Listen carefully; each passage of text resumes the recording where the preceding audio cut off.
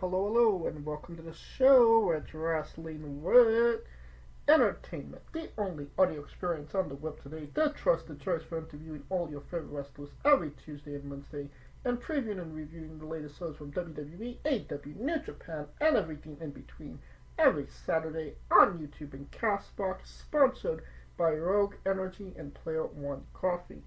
I'm, of course, your host, James J., alongside Kaliko Yachts. We're finally on our regularly scheduled program now. No more technical difficulties. Yay! And nobody's getting lost. Nobody's getting lost. Yay! We keep up with the calendar. Until we have another technical difficulty. Exactly. You never know. Yeah. It was a good week for Wrestling With. As last week on the show, we interviewed Lou O'Farrell and Morgan McClay. Two great interviews. Two people in different, places in their career, in very different places in the world. Cannot recommend those enough. Definitely go in the archives and check them out if you haven't already. And to Morgan, hope you have a speedy recovery from his current injury that he just sustained. But always looking to the future, we have Steve Argentero on Tuesday. Our first guest to be as much prevalent outside the ring as he does in, he doesn't wrestle, but what he does around pro wrestling. He's a pro wrestling photographer and has been documenting wrestling shows for maybe close to 40 years. We talk about, capturing the perfect moments, working for PWI, being featured in PWI, camera work, all things that, and being being present in a very special Randy Orton moment. He's also the ring announcer for Greektown Pro Wrestling, and a commentator for Smash Pro Wrestling. Everybody knows we love Smash Pro Wrestling here. Very prevalent. Got to announce for Ted DiBiase, Jake the Snake Roberts, 5-second pose with Jimmy Corderas. So a lot of interesting stuff to talk about in that interview. And then on Wednesday we have Matt Amato, the general manager of Nickel City Pro Wrestling.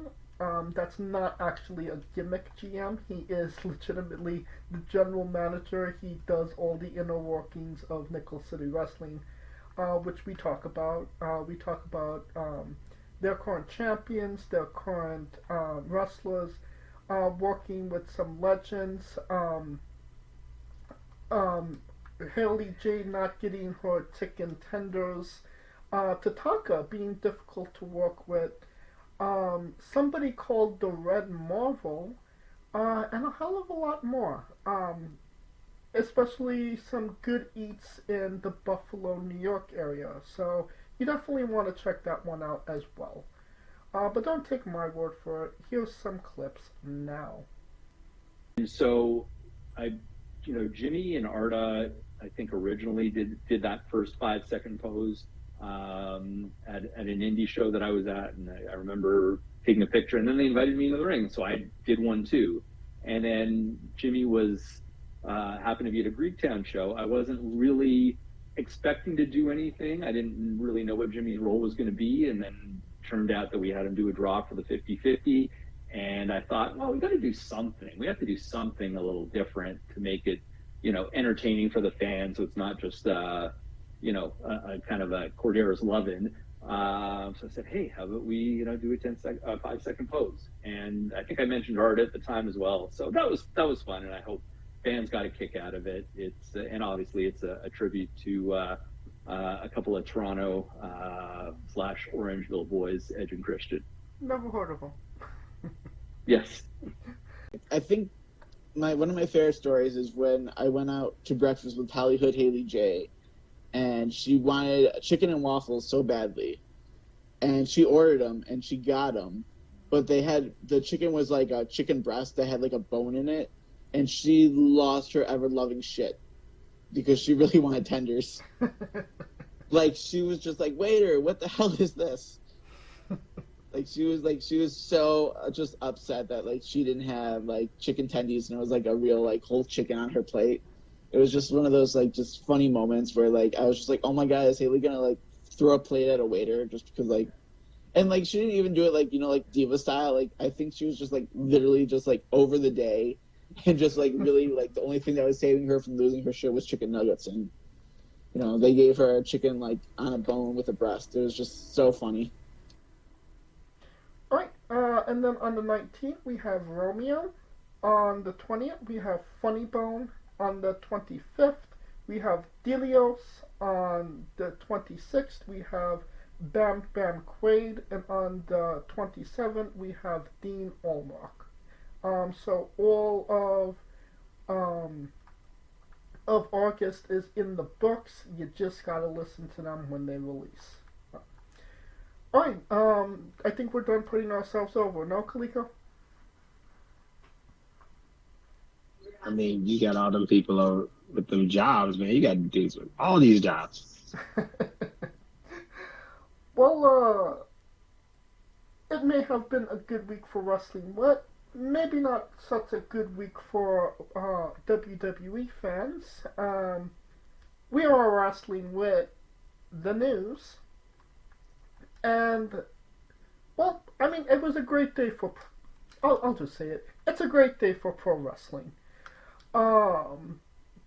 Again, maybe not such a great day if you're a WWE fan, as it was announced earlier this week that WWE PLEs will be moving to ESPN, straight to consumer, a new app that will be releasing later this month, but WWE PLEs will not be present on that app until January of 2026. Most notably, it is not $9.99 to subscribe to this service. It is not even $19.99. No, it's $29.99. It is $30 a month in order to subscribe and get WWE PLEs monthly. Kaliko, what are your thoughts on this new WWE venture? Well, one, you kind of saw this coming with TKO having UFC with ESPN, right? Like, no one, you know what I'm saying? I was like, it was a matter of time before. Because I'm thinking the company TKO has to account for some of those losses that UFC, because UFC's in a weird funk right now. Because they don't have a bigger than life star that they can market around. And I mean, 1.5 billion. That tells you everything you need to know, and it just confirms what we already knew, that WWE and ESPN are officially in bed. I mean, they already been in bed, because keep in mind, there is a literal WWE section that covers wrestling for ESPN. I mean, to me, all this is just going further down that rabbit hole, if you will. Now, some people can get mad about it, because if they're just a wrestling fan and purely only a wrestling fan, I understand paying $30 a month. It ain't cutting it, especially when you've been introduced to $9.99 for roughly since 2014. Yep, 2014. So think about it, 10, 11 years of having this one set price, and all of a sudden, boom, it just skyrockets to 30. I can see people's gripe about it. when it comes to that price point. For me, I mean, personally, I don't really care too much, and it's not even because I ain't got, because it ain't certainly because it's not like, oh well, I got the money and I can blow it, because I get it, $30 is $30. It's just that now I'm an avid sports watcher, so all the things that I get with it just, further, excuse me, it just further makes me want to, okay, I can do it now. You don't just watch it doesn't, WWE. You watch other, right.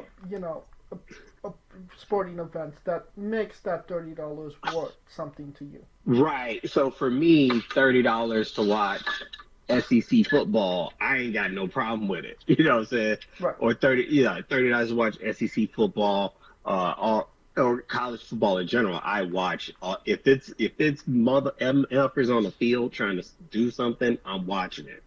So I don't really mind too much about it, because it all encompasses. The only thing I will have a problem with, though, is that because apparently if you have cable through certain carriers, it's a carryover for free. Now, for me, as a YouTube TV subscriber, I was hoping that would be the case. That ain't the case. So I got to fork over another $30. So I get why, I get being pissed about it. Sure. Believe you me, I get it. It's not even the $30 that's the problem here. The problem is it's $30 for the paid previews, $20 for Netflix, however much, cable is for SmackDown, and I want to say NXT is free on CW. So, local cable, but here's that's the other issue too. Yeah, because it's all piecemeal. So yeah, I mean, you're just right. for the PLEs alone is $300. And then, I think somebody said online to watch all WWE programming that's on, subscription-based networks, it's $550. Depends. That's Depends, asking because if a lot of, your fans. And, we are very much creatures of habit. We are pro wrestling fans. We watch Raw on Monday, SmackDown on Friday. And, we are accustomed to having all our content in one place. Not, spread, all over the place where, it shouldn't be as complicated as wanting to watch, an episode of Friends. Like, oh, well, is Friends on HBO Max? Is Friends on Disney? Is Friends on Netflix? It gets too confusing and it's too convoluted. I get why they did it. It's a cash grab. More money. Banking, balling, whatever you want to call it. But I do think that this is going to backfire in their faces because people, and it's not, again, it's not even the $30. I mean, for a lot of people, it's going to be the $30. For a majority of people, it's going to be the $30. I'd say 80% is the $30. Like the confusing the fact that it's on ESPN is not the issue, because it's already been proven that fans will follow it, because keep in mind, it all used to be on USA, then it was one on Fox and then one on USA. Hell, at one point it was one on TNN and one on Fox, and then it became Peacock and goddamn Netflix, and so you know what I'm saying. So I get that point. Some people who have the cable providers, it'll be an easy, seamless transaction because it's free of charge. If you have, I will say this, if you have T-Mobile, Netflix is already covered for you. So that's a cost you don't even really incur. Even with Verizon, I think if you have like Verizon cable, it's the seamless for the new ESPN thing too. So, I to me, I don't think the bigger issue is the price point more so than where it is. And that's why they decided to start it with the Royal Rumble, because they know the Royal Rumble is one of those big events that a casual will watch. True. But I, when we talk about, the the decline, I think that this is where the decline starts. Because, okay, so you're paying $9.99 for Peacock. Right. There's a lot, other than WWE content, there's a lot of shit that you could watch on Peacock. There's a lot Right. of TV, Movies and that you're getting a lot of bang for your buck for $10 on Peacock. Netflix, I mean, it's Netflix. It started all this shit. You're getting a bang for your buck. ESPN, there's no, unless, like you said, you're a, avid sports watcher, it's worth it. But if you only watch one, I'll be generous and say two different types of sports, ESPN is not going to have anything. You are literally just buying. You're not staying for what else they have. You're leaving after it's the PLE's done. You're not going to be firing up that app until next month. You know what I mean? right. Yeah, and that's why I said they're banking on the fact that that the ESPN, that the wrestling fan is also a sports fan. The same way that a lot of people, when they had those combos where they were hoping that the UFC fan was a WWE fan and vice versa. But that didn't translate, right?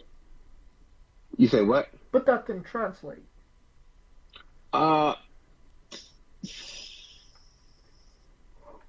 think it translates easier from WWE to UFC than from UFC to WWE. But I mean, if it did translate, they would have done it more often. You know what I mean? Well, I mean, they did it in Anaheim. I don't know how. I mean, it just so happened that Anaheim had it. So, and we haven't heard about it since. And we haven't heard about it since. So, God knows. But then again, the UFC kind of runs things. They don't really run things. How can I put it? They have a lot of their UFC fight nights, and most of the time use most of their fight nights, which are like their monthly fights. Other than the pay-per-views, the other ones are usually in Vegas at their training center. The Apex. The Apex. So it's not like they're on the road as much as a WWE product.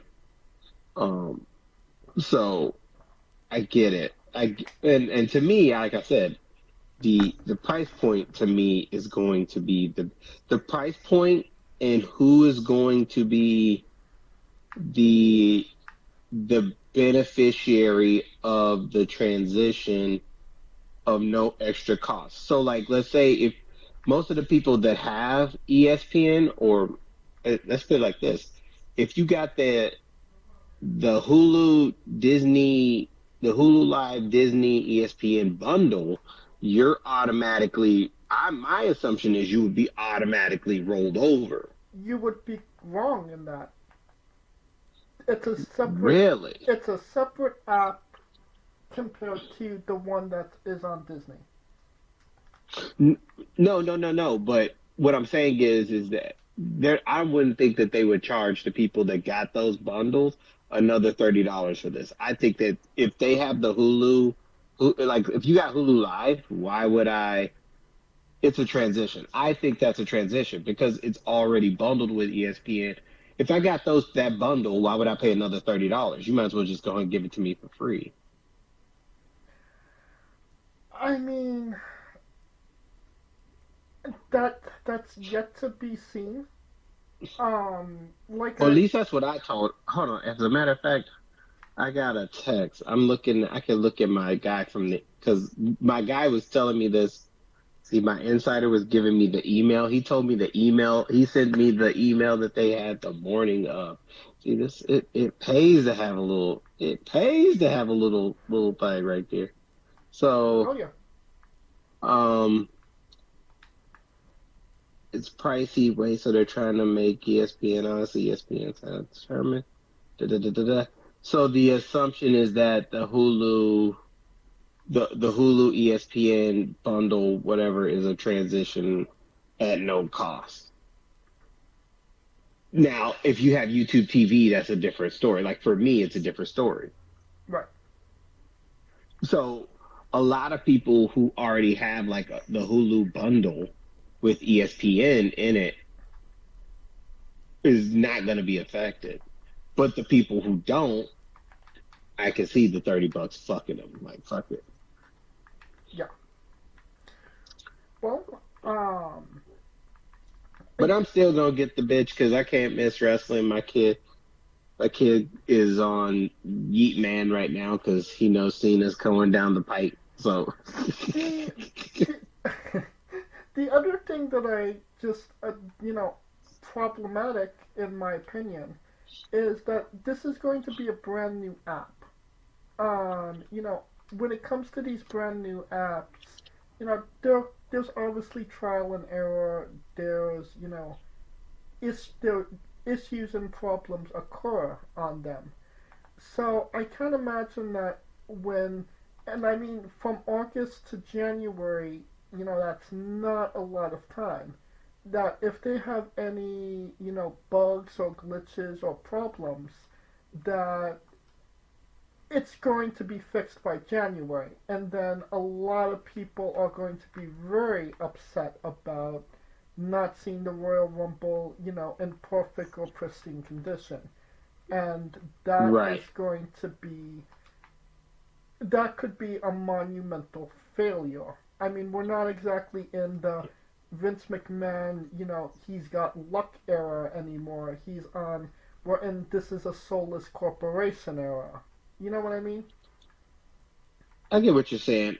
What my thought process is that they're gonna take the ESPN Plus portion of it and just bundle it, throw WWE in it, and bundle everything. So I think it's gonna be a new app. I just think they're just gonna get rid of ESPN Plus and bundle the rest. I don't see it as a dire thing. Like, you know what I mean? Yeah. I don't see it as a big of a hurdle as everyone else when it comes to the technical issue of it. Because for $1 billion, they better get that shit right. The first try. You know what I'm saying? Right. They better get that shit right. And I think that they're gonna try to offset. And on my biggest fear about this is Stephen A. Smith possibly being at these events, and I just cannot. I can't deal. That might be the breaking point. Him trying to talk about some wrestling, knowing damn well he don't know what the hell he talking about. See, that would be my. Okay. Well, I mean, it seems like it's $30 out of your pocket, an extra $30. Me, It is. I'm gonna go a different way. I'm gonna take my ass down to the shoe store, and I'm gonna buy a good, nice new pair of boots. And those boots are gonna look really good on my legs. I know. And you know what though? And this is also just the U.S. portion, so it's not even like, you know what I mean? Yes. Only America gets fucked over. I mean, because we're a consumption country. Hey, Yeet. we're consumer. We are consumer based in this mother. You know, Well, maybe this is something that they hope that will offset this, and that is they are planning going forward, starting in like 2027. Um, all of the big PLEs will be 2 nights. So WrestleMania 2 nights, SummerSlam 2 nights, some Royal Rumble 2 nights, Survivor Series 2 nights, Money in the Bank 2 nights. Raw is going to be 2 nights. SmackDown is going to be 2 nights. Um, SmackDown yeah, two-night NXT. I mean, but Monday they've Night been Raw doing. on a Tuesday. Um, I SmackDown Saturday. I mean, hey, I mean, honestly, I think that it's just there is so there is such a thing as too much, and when you're saturating the market that much, it just becomes too much. And I a two night saturating the market. two night WrestleMania, totally fine. I was in 2019 when they had the 2 day WrestleMania. It was technically the first 2 day WrestleMania because it went so long. I was like an advocate back then to say, they should do a 2 night WrestleMania because it's way too long. And WrestleMania 35. yeah, Oh, and 35 was the breaking point. yeah, But that was the breaking point. I was there. It was a whole job in that bitch.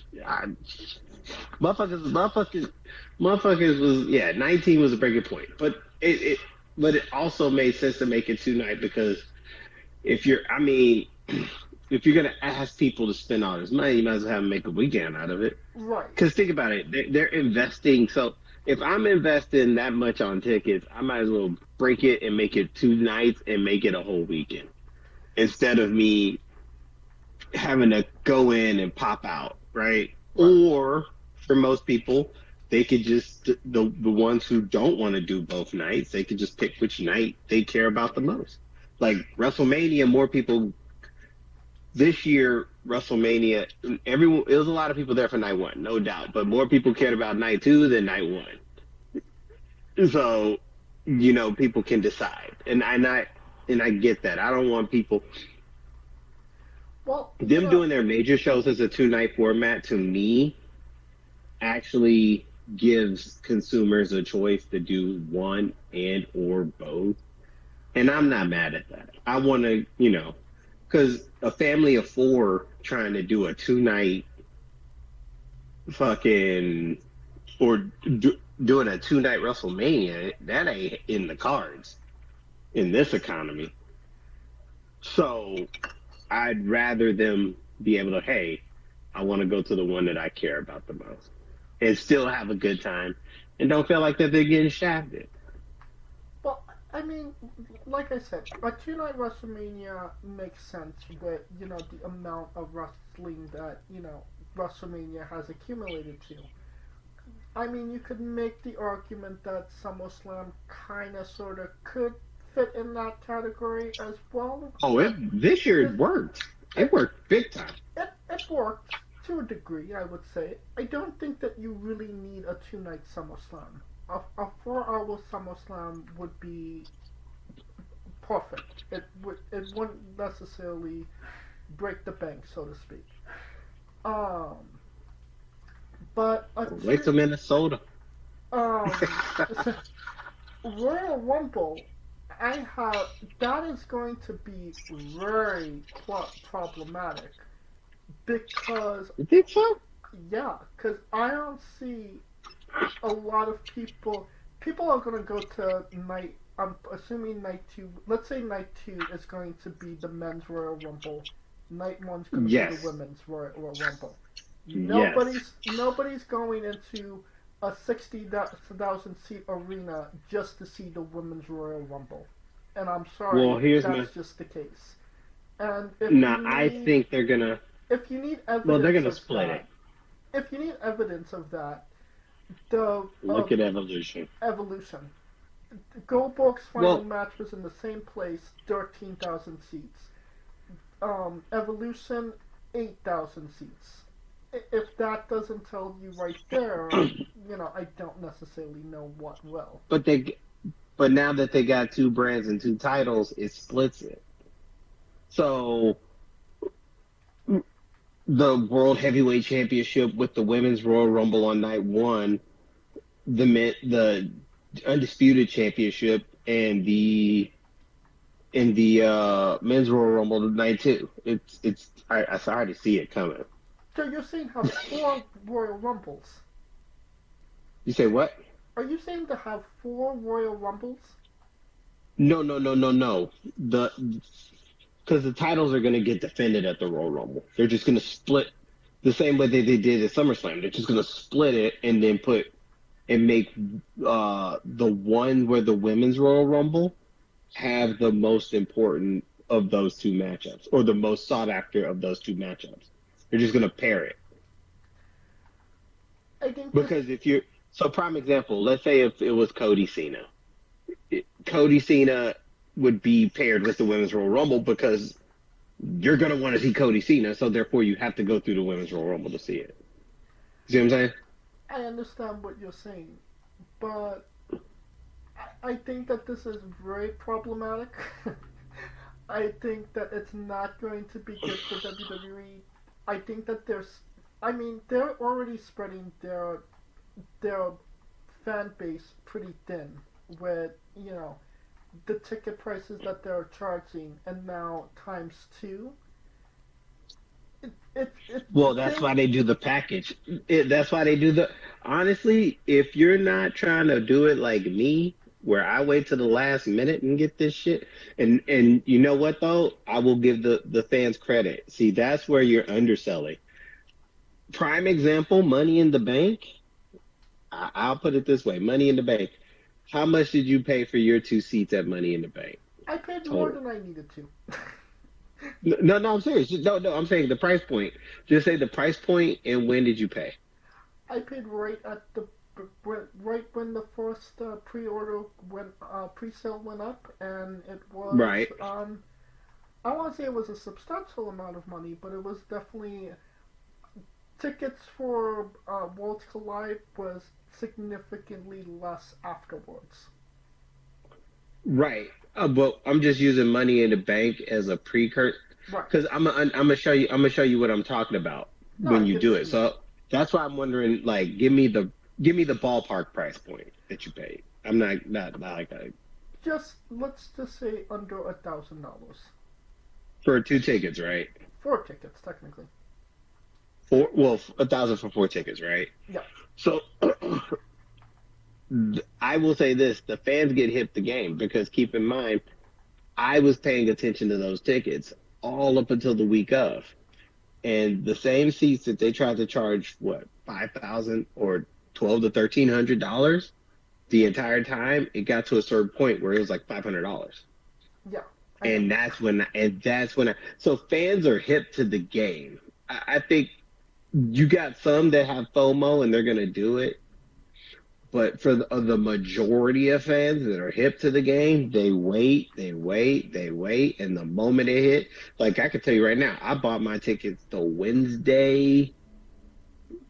I bought them, I think Tuesday or Wednesday. No, I bought them Tuesday. Tuesday before Money in the Bank, and it was like five and some change. I mean, that's not bad. And that's the and reason then when I did not buy tickets for Survivor Series yet. Yeah. And then when I got to Worlds Collide, we showed up at the gate and it was like $50.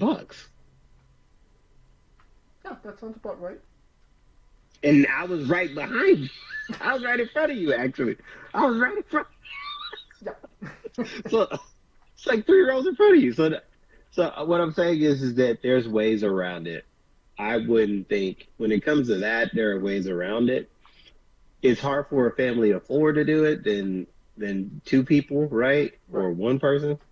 So I get that part. I just say the fans are smarter than most people think when it comes to these tickets. and they're willing to wait it out. Two, I don't think it being a 2-day thing is a bad thing, depending on the city. Because if you're in, I mean, New Jersey, most people probably spent more time. That's the most time more people spent in New Jersey in a minute, because everybody be trying to go to Brooklyn or Manhattan. So it forced you to kind of stay in Jersey. Next year is Minneapolis. I am curious to see how that works. Because Minneapolis is like one of those middling cities, and I'm not saying like in a bad way. It's just when you're thinking of Minneapolis, it's not like you're like, oh my God, I can't, you know what I mean? Yeah. No. So that's where we want to see the surge. The biggest test for this 2-night is actually starting in 2026 in Saudi Arabia. That's going to be a fucking test. Well, I mean, the Royal Rumble isn't going to be 2 nights in Saudi. They haven't announced when everything's going to 2 nights, but I thought it was. It's probably essentially they said that it was going to start in 2027. So we have one more day, one more year of single PLEs. Again, personally, I think that it's spreading everything too thin, and it becomes too convoluted. You're pricing out the fans, for the ones that actually do, pay those monumental prices. And I think that you're going to start to see a major decline when it comes to WWE when we get to that point. If I'm being completely honest, maybe they'll hold some momentum. I could not tell you, but I think we're starting to go into the cool off phase, so to speak. Well, it depends, because here's the problem. Here's the thing with that. That could be the case if they weren't doing if they were still doing house shows. And that's where the demand is. But house shows are significantly less than a PLE. No, that's my point. So what I'm saying is the model that they're doing is they kind of got rid of a lot of they rarely do house shows now. And that drives up the demand to be at these events more. Does that make sense? Yep. Like, prime example, a house show, like prime example, if you were doing a Monday Night Raw in South Carolina and in Charleston, and then the next day you're going to Columbia, South Carolina, more people would wait till you come to Columbia than go to, Charleston, right? But now that you only have that one Monday Night Raw in Charleston, that is it. It drives people to have to, the people who want to go. You see what I'm saying? That otherwise wouldn't go. So it's one of those things where they're banking on the model of less is more, because, prime example, we had Raw in LA and we were clamoring for you remember the first Raw on Netflix in LA, and we were clamoring for the next one, and then we got Money in the Bank and Worlds Collide, and now we're still clamoring for one. See, so that's the model, right? Like the less is more model. I would say that so far it's working. Pay for this. You say what? I wasn't clamoring. I was more like, oh hell yeah, I was. Money in the Bank. Man, I've never been to a Money in the Bank. I was fucking stoked. I mean, neither am I, but first and foremost, it was an Intuit Dome in Eaglewood, and for the people that know Intuit Dome at Eaglewood, like, fuck the Intuit Dome in Eaglewood, and Eaglewood as well. Nice stadium, just the wrong goddamn area. It is like, yeah, I get it, but yeah, like, but parking is a Back to the bitch. topic. Like, just to, like, I only live like 20 minutes away from it, and it's like maybe $200 actually just to get through to it door, not, excluding ticket prices. Like, it's like ridiculous. And the people are there as assholes, and the fucking app, like, again, fucked into it though. Mm. But like I was saying, it's just I wasn't. I mean, the I like going to WWE events. If the means are there, absolutely. But when you're getting priced out, and I mean that Raw in Netflix was pretty expensive. And then you have to do it 6 months later, and it's at times two now with Worlds Collide. It's a lot, and that's coming from as you probably know, as everybody knows, a super fan of WWE. Yeah, I mean, I get it, but it's we'll see how long this lasts. Like, because people are now at this point, it's crazy. If you're thinking I'm put it like this: the next event will be a telltale because it's gonna have to have, or the next event or event in the U.S. that's a PLE is gonna be the telltale because more than likely Brock Lesnar is gonna be somewhere involved in that bitch. And there's a lot to talk about when it comes to Brock, but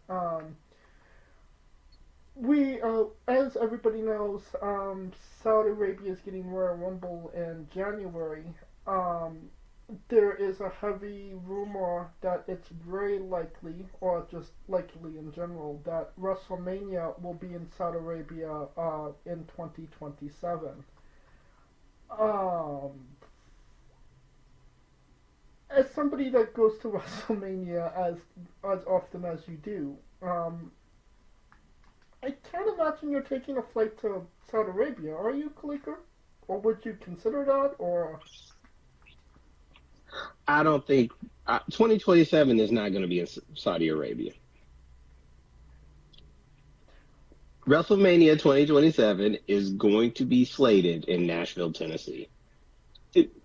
Because it is based on when that stadium is completed, it's getting a WrestleMania. You can bet your ass on it. well, usually the Super Bowl has to be in that stadium first, and then after the Super Bowl's in there, then WrestleMania comes probably the next year.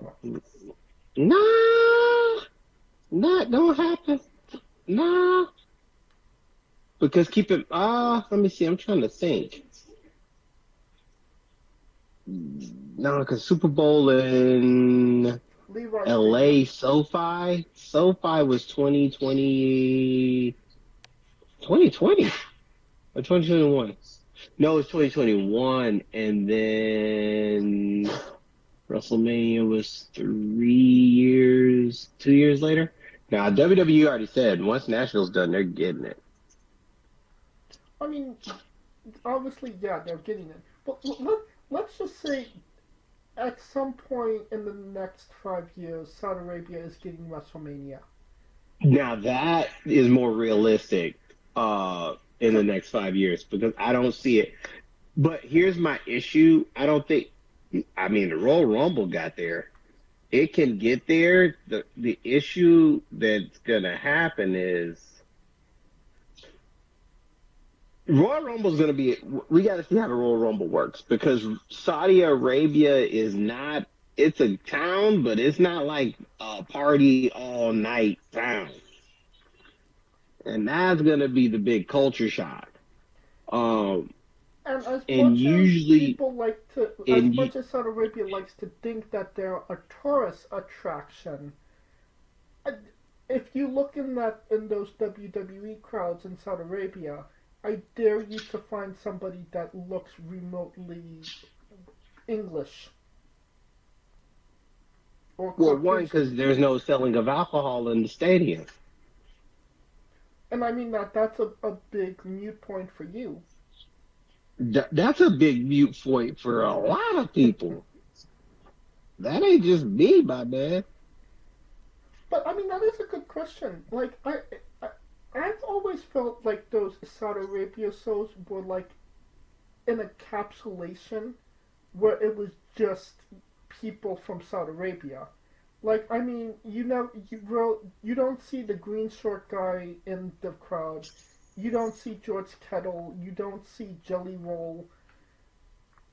It's very much just the people of Saudi Arabia. It feels like it excludes people from different parts of the world. I mean, you don't see Americans, Canadians, Australians in the crowd during those shows. So I don't. I mean, they could force the people from Saudi Arabia to attend the show so it looks more full, but I don't think people are actively seeking and going to Saudi Arabia as much as WWE in Saudi Arabia is presenting that they are. I mean, I could be completely Well, wrong about that, but no, you're right. You're right. But my thing is that my personal thing is that the events in Saudi Arabia is for the people of Saudi Arabia. And this is coming from someone who is part of a group where they travel for a lot of goddamn shows. If they ain't going over there. so how big is this group, may I ask? Uh well, I told you it's Mania Club. It's probably roughly about what, 20,000 members strong? 20,000. So I mean, And let's. I'm talking about every PLE. There's people there, and there's people who go to multiples of these things. So I don't see nobody was going. Hey, we're in Saudi Arabia. They were saying we in Paris. They were saying we were in Puerto Rico. They were saying we were in France. They were saying we were in Germany. They were saying they were in London. They'll probably say they were in Australia, but they ain't going to Saudi Arabia.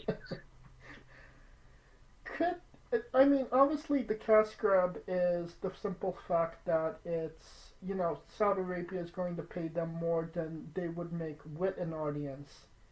But this could be because I feel like it's going to happen, that it's going to get there because they're just going to offer them that much money that they say, we're going to do WrestleMania there, but it's going to be like WrestleMania 36, where it's there's not an actual crowd. It's going to be like the most lifeless WrestleMania crowd since WrestleMania 36, which had no crowd.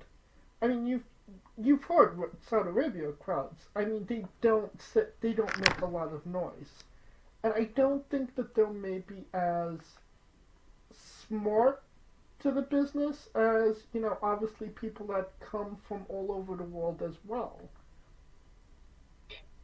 I mean, come on, they were requesting Yokozuna. I mean, what would Right. you like? They're like, yo, can we get Bam Bam Bigelow? Like, what the fuck? And that's no knock on them. It's just that, yeah, I think the fervor for the overseas tends to stop in the European side. Hell, Australia even gets some, like, would get some. I think if the New Zealand gets one, it'll be lit. But that's the only reason I don't think WrestleMania would go to Saudi Arabia, because usually you want to go. It's you usually want to be in a destination city for WrestleMania, because it's not just about WrestleMania. It's WrestleMania week. Right. So that's where I don't. That's why I don't think Saudi Arabia is going to get it.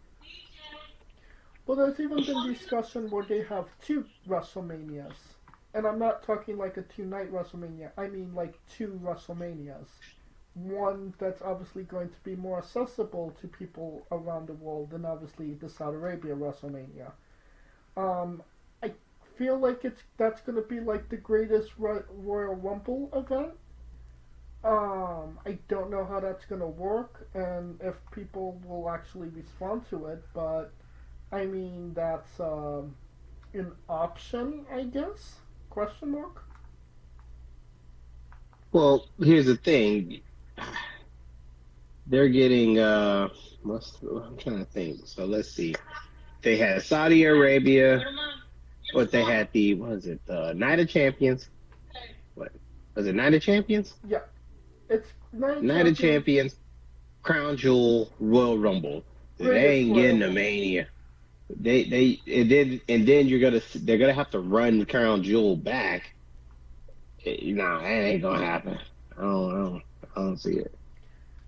We will see, but I think that it's very likely that we're going to see a WrestleMania in Saudi Arabia, and I think that that might be a nail in the coffin when it comes to TKO WWE.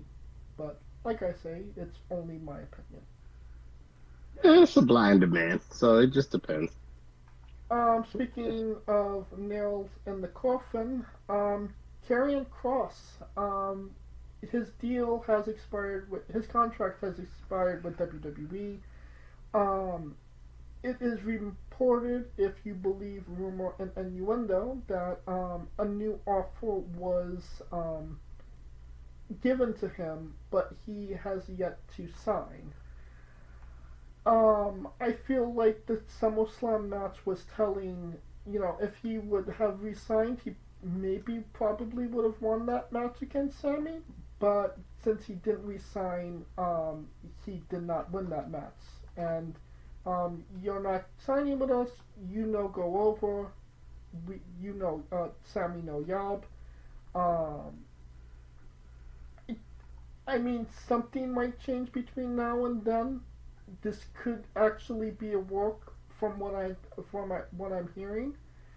I think Cross could have been a really big, well, not a really big star, but he could have benefited WWE, with what he's doing right now, and they just kind of put him to the wayside, and basically, Zack Rydering him, so to speak. What are your thoughts on if Karrion Kross stays? I mean, if he stays, it gives them. I mean, it's going to give them the opportunity for them to make something of it. My biggest worry with Cross is that the writers or the powers that be don't put him over because they think he got over. I'm scared they're going to give him the Zack Ryder treatment. Right. Pretty much. Because Zack Ryder got over with it, not really in spite of them, because it's kind of backwards. And it was funny, I was listening to Busted Open, and Baron Corbin had that, and I was like, yeah, the Zack Ryder got that. The writers want to get you over, and when they see you getting over without them, it's funny because you can't get over until you get a buzz, but you can't get a buzz until you get something that gives you a buzz.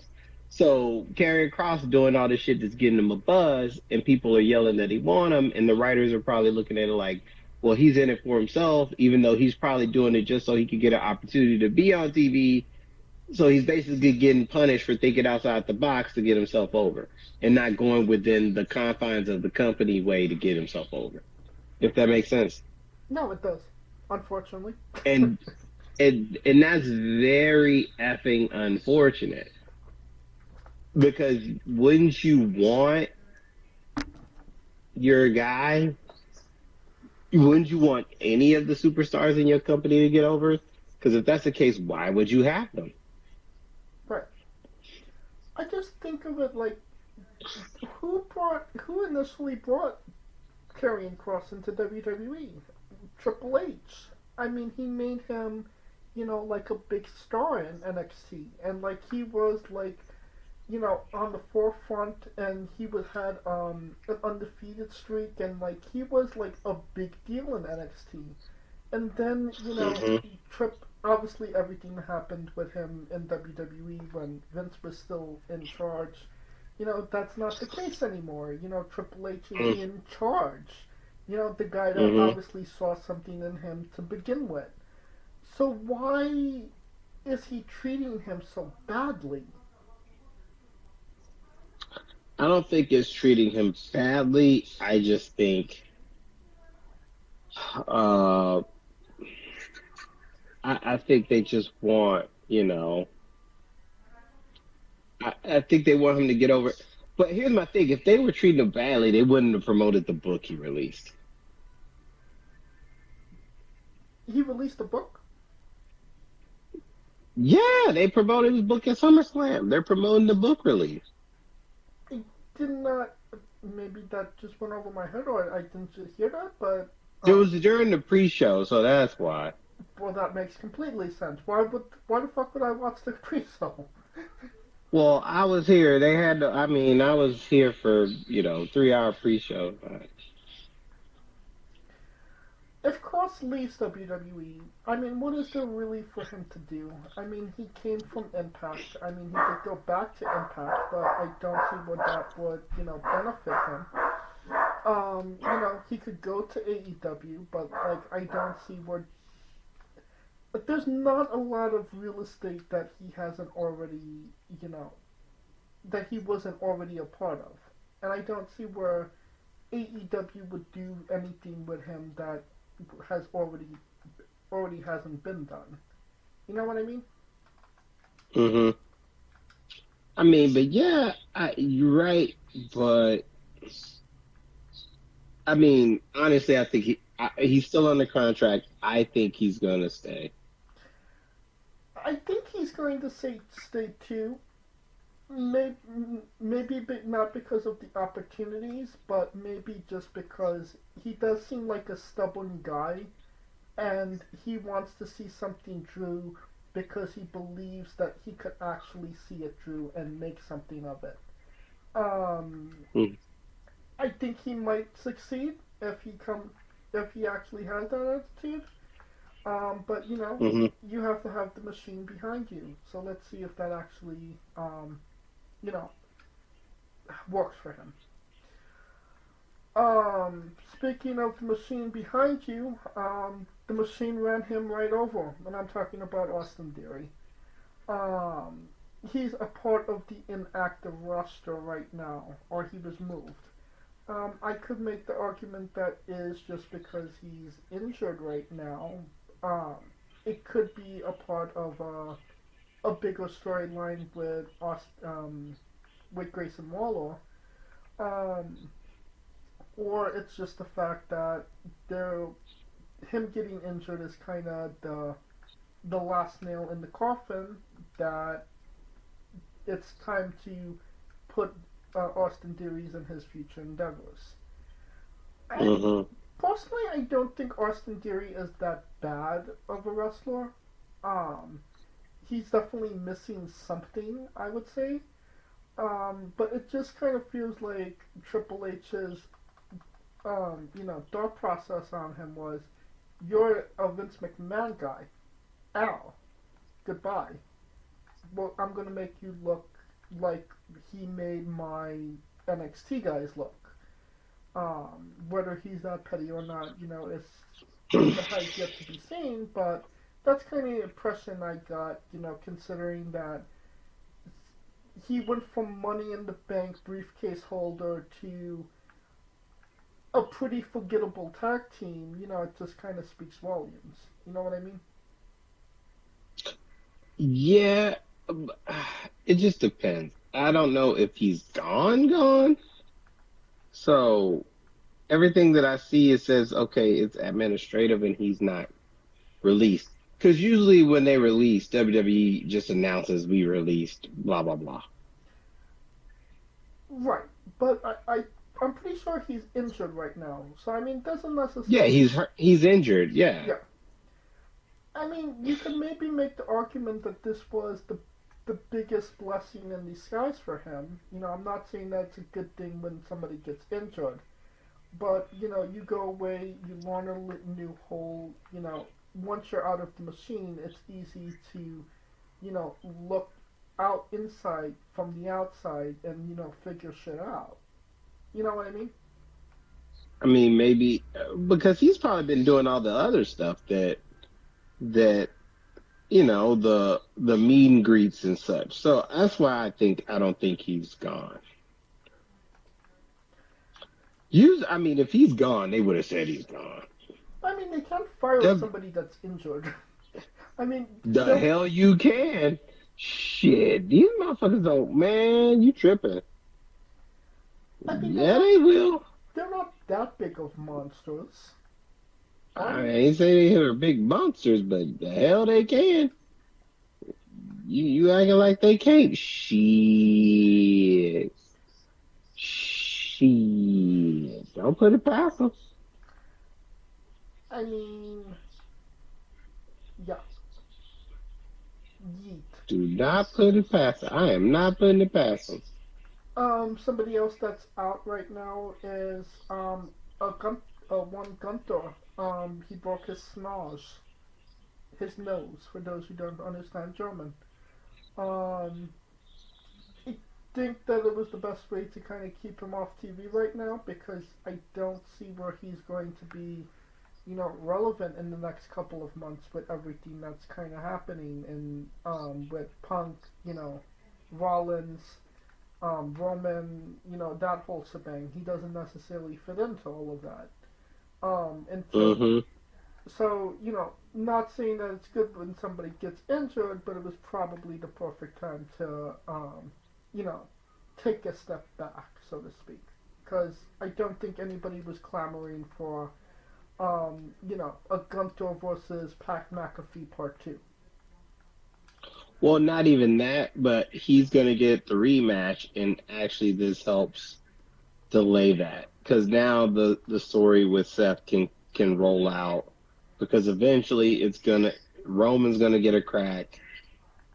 Punk damn sure is going to end up getting a crack eventually. I think Ooze could get a crack. It's a lot of people that could be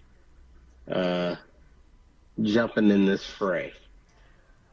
You're under the impression Roman don't want that belt. Roman just wants to fuck him up. But it wouldn't make sense to put him in it without putting the title on the line because it you know what I'm saying? Main event player. You're not going to put him in a big main event non-title match one-on-one. I mean, they might just put the belt on the line just to say that the belt is on the line. But I don't see where Roman wants that belt. He was WWE champion. He made complete and utter garbage of that belt when he was WWE champion. So he's not going to, turn around now and say, no, I want that belt. It will look good around my waist.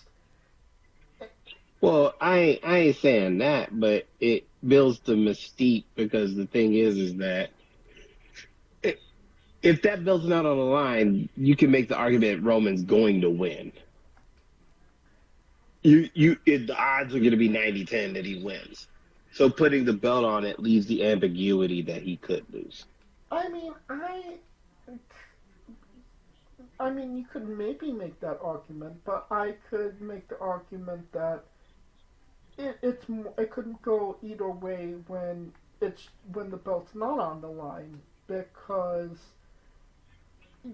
Roman is like, I don't need that belt, I don't want that belt, I just want to fuck you up, which makes it a grudge match, and then a grudge match could go either way. I'm not here for the belt. I'm here for, retribution. I'm here because you took my wise man. No, he don't give a shit about the wise man. SummerSlam showed you he didn't give a shit about the wise man. That's the story. and that's where it's not about the title. For Punk, it's about the title because it's about Punk wanting to be on the mountain and Seth constantly, contradicting him. Roman is you you screwed me over. You took my wise man. You're fucking with me, and your boy took my shoes like multiple times. Like I I need to correct this. I can't let. It's not about him taking Paul Heyman away. It's about that it happened, and you disrespected me. I have to retaliate and get retribution for that. Because then I look bad if I don't. The only way I could believe that part angle of it is if they're going back and putting whole historical context in it. Because this isn't the first time Seth has gotten the best of Roman, period, right? I could see that argument. Until they put that in put that context in there, I don't see Roman Seth is gonna be a title match. Now, I don't think Roman's gonna. I think Roman will win like DQ or whatever the case may be, but I don't see. I can't see WWE putting its biggest star in a match with the champion and not be for a title. Sans unless it's a tag or a multi-man match. Which more than likely we're going to get at Survivor Series. It's going to be the Vision, as they call it now. Shit fucking name. More than likely against Punk, Roman, and Jay, and an unspecified fourth person. I mean, more than likely. More than likely. And I'm under the impression, if Jelly Roll versus Logan Paul in Hell in a Cell doesn't happen, we'll get Punk and Rollins in a Hell in a Cell. Man, Jelly Roll better not run his ass nowhere near Hell in a Cell. Well, going off of, some bad news, and that was a lot of bad news, into some kind of positive, semi-positive news. So Ruca, she has been absolutely killing it and smashing it on NXT. A couple of weeks ago, I don't know if I said this on air. I got Jeff Hardy vibes from her. 2006, 2007 Jeff Hardy vibes. Well, WWE is feeling those vibes as well. They're feeling like they're pretty high on her right now, and they're going to be looking to bring her onto the main roster sooner rather than later. I like the idea of Soul, getting an opportunity. I'm obviously a fan, but they haven't even. Stephanie McClure is just getting her opportunity, like later this month. Julia is already United States champion, and Tiffy is having her run right now. I kind of feel like if it will just be an oversaturation of the women's roster, which I can't believe I'm actually saying at this point, considering at one point the women's roster had zero depth.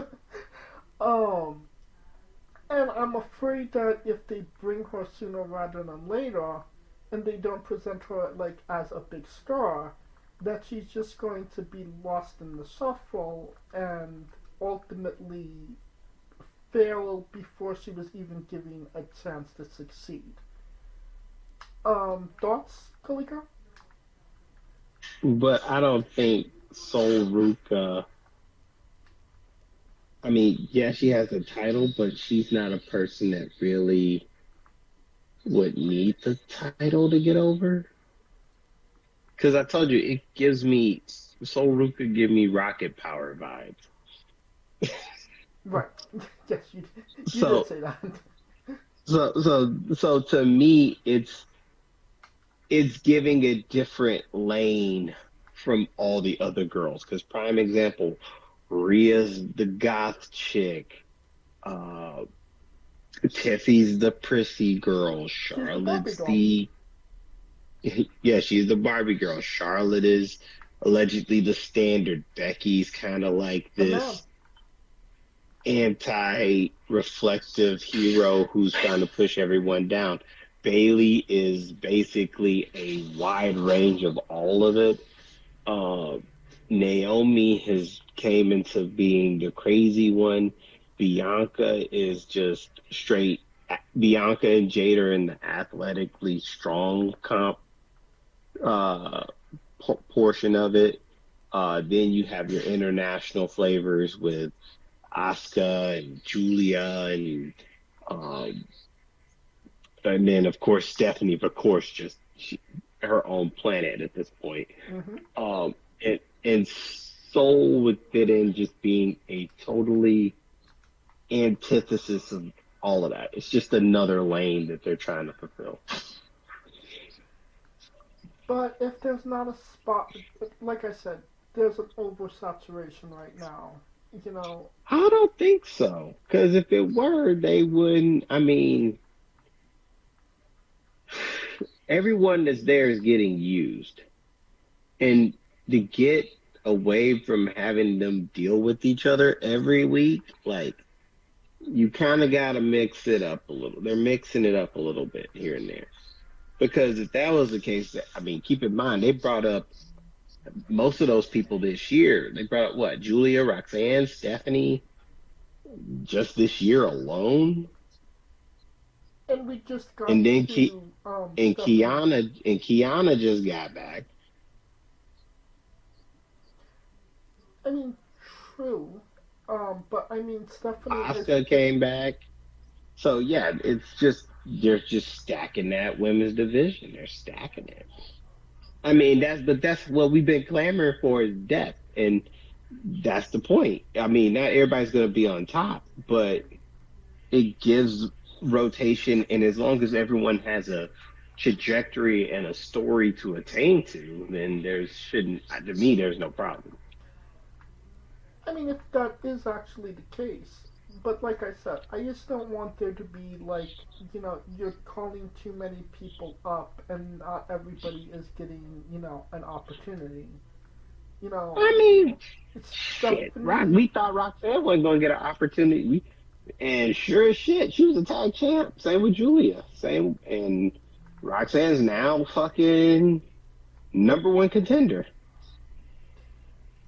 And I mean, uh, Stephanie is just getting her title opportunity now against Naomi. Yeah.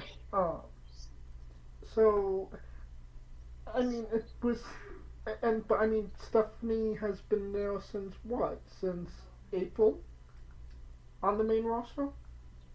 No. Yeah. Kind of low key. I mean, she's been there a hot minute. But and I don't know. I think Soul is a really special talent that is going to sell a lot of tickets. And if it's just, if they're just putting her on the sake of the roster, for the sake of putting her on the roster, and she gets lost in the shuffle, then it's just a waste. When you just had four girls, just make their debut, less than 6 months ago. You know what I mean? I mean, yeah, but I still think that I think this is a lot because eventually you're gonna. It's about trying to introduce these next generation of talents, and you're gonna have to do it eventually. True. And that doesn't mean that they have to come in and be world champion immediately. It just so happened with some of them, you gotta introduce them, get them coming, because eventually they're gonna have to have the turn to sink or swim. Very true. I mean, unless you just want them to be, well, I ain't gonna say that, but unless you just want them to be in NXT forever, like Chase U or what, JC Jane, or you know what I'm saying? Right. I gotcha. So, I mean, give him the shot, and if it goes, it goes. If it doesn't, it doesn't. But I think Soul, like I said, she is nothing like any of the other girls on the roster, and I think that is going to help her because she sticks out. Not to mention she's had some of more than a few bangers with the girls in recent months as well. I mean, the one with Kailani was fantastic. Just this past Tuesday, she wrestled Tatum Paxley in a match that was too good, way too good to be as good as it was. Yeah. So yeah. Um, so yeah, let's go from way too good to definitely not good enough, and that is MJF. He is officially kicked out of the Hurt business, Hurt Syndicate, the Ouchie Club, the Ouchie business, whatever you want to call it. It was just odd because it wasn't necessarily, they beat him up and, there's going to be a rivalry now. It was kind of like, dare I say, a wet fart. He was just kind of kicked out. And that was it. And it makes me wonder why do it in the first place if there wasn't going to be, something there to begin with. You know what I mean? I mean, maybe they know his track record. Well, I mean, and I'm not sure if you saw this segment, but MVP just basically told him, you're kicked out. They don't like you. If you're too consumed with, you getting the championship, and you're not going to be a part of the club anymore. I hope you don't win the championship because Bobby Lashley is going to come for it, and that's not going to be business. That's going to be personal. Paraphrasing somewhat there, but that was the gist of the promo. It just seems like a really odd way to end a program. No?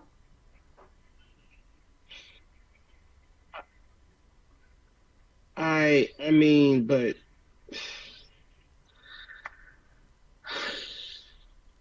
I look at it like the Hurt business had a certain trajectory they were wanting to go to, especially being an all black faction, a certain level that they were trying to go to. MJF, yes, him being champion would raise some problems in the Hurt business. Honestly, I think MJF, he doesn't really need a faction. I never got why he was trying to be in it in the first place. I thought that maybe people were thinking of the sentiment that maybe it could benefit because you know how he is. But with that benefit, it also comes with he has had a track record of betraying so many people, and only once he's been betrayed. And we never really got a payoff from that, right? Mm-hmm. So I honestly, it's best for him to go on his own because you're gonna want him because he's gonna want to cash in on Hangman. The question is how long is he gonna wait to cash in on Hangman? Because I think that's gonna end up being a rivalry. And the last thing you want to do is have that dangling. If it's not going to happen within the next 2 months, there's no sense of having him in the Hurt business dangling it. True. Well, if you believe rumor and innuendo, legitimately, there might have been some heat between MJF and a member of the Hurt Syndicate. You could make a guess on which one. And Bobby that, Lashley. and they didn't want him in the group, so it actually became, art imitating life, so to speak. Sounds So, about right. I mean that could be true. It's also about the fact that there is some rumor and innuendos that there is heat, backstage heat on MVP, because he's difficult to work with. He does not like Speedball Mike Bailey for whatever reason, and he's been a big proponent of how the Hurt business is portrayed and who they put over and how they go over in their matches. One might say that it's been a lackluster run for the Hurt Syndicate, considering the matches that they've had. But I'm always a proponent of if there's smoke, there's fire. Maybe not to raging fires of like California wildfires, but I do feel like it wouldn't have been mentioned if there wasn't something there. You know what I mean?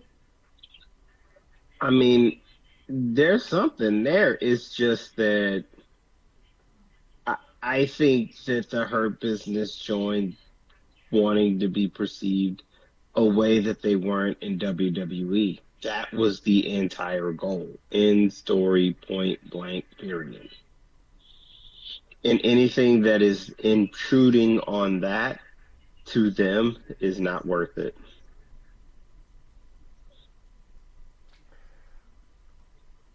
But I mean, why heat on Speedball Mike Bailey? Having spoken to a lot of people that know him, he's like a fantastic human being. I mean, you could be a fantastic human being. Not everybody's going to like you. I mean, that's just part of the business. That's just part of the game. I wouldn't, if I were Speedball Mike Bailey, I wouldn't think that's super serious. But, hey. You're right about one thing. They want to be perceived in a certain light, and Yeah. obviously that light wasn't how they wanted to. WWE didn't see them in that light, and it's not exactly going well in AEW at this point. Like I said, somewhat lackluster. There was rumor that they were supposed to drop the belts to FTR. MVP said that don't work for him, brother. I mean, why would it? I mean, the bigger rivalry is Edge and Christian versus FTR, and you want the titles on the line, no? Really wouldn't matter if one group's retiring. I guess, but I don't know. It just seems like unnecessary drama in AEW. Even somebody said that AEW, from a locker room stance, has been the healthiest it's been in years, maybe if ever. So with this drama coming out, I'm sure that it's not going over well. I mean, it's just a little drama. I mean, keep in mind, this same one had Thunder Rosa and Baker literally not liking each other. So, I mean, let's go. It happens in every locker room. Like, well, we will see if anything develops with that. That will conclude our coverage of the news. And now a quick word from our sponsors. So, Rogue Energy, the only gaming drink company in the world with 4 unique product lines to suit your task at hand, whether it be juices, shakes, smoothies, and everything else in between. Their low-calorie, no-sugar energy formula is the perfect alternative to sugar-filled canned energy drinks and sodas. Their extreme formula provides the most energy, focus, and sports performance possible. Their hydration line offers focus, ingredients without the added caffeine. Drink it anytime you're thirsty. And their shake formula is so delicious. Who doesn't love a cookies and cream, zero-calorie energy milkshake? First and foremost, they've designed every Rogue product line with performance and effectiveness in mind. It is critical that you look at the nutrition panels of drinks when comparing options. There are countless off-brands out there that are presenting low-quality, poorly dosed formulas that amount to expensive caffeine water. Every formula they produce is designed with optimal levels of high-quality ingredients. Additionally, you won't find a powdered gaming drink brand that dissolves better. No need to have chalky textures in your drink. Their taste profiles are unmatched, specifically designed for gamers, athletes, students, entrepreneurs, people with hectic schedules, individuals with low energy, podcasters who can't shut up, people who are health conscious, and so much more. Great as both a pre-workout and as a coffee energy drink replacement. Specifically designed every Rogue product line to be the best gaming drink on the planet. Rogue Energy, more focus, more wins. Use promo code WRESTLINGWITHE for 10% off your next purchase. And we are wrestling with New Japan Pro Wrestling's G1 Climax Week 3 preview and review. It's amazing. We're almost at the end of the G1. Only about a week of shows left. There's been a lot of upsets. There's been quite a few good matches. And it's just been overall just unpredictable. Unpredictableness. Nobody had Yoshihashi doing quite as well as he did on their bingo card. Life in general, let alone in the G1 Climax.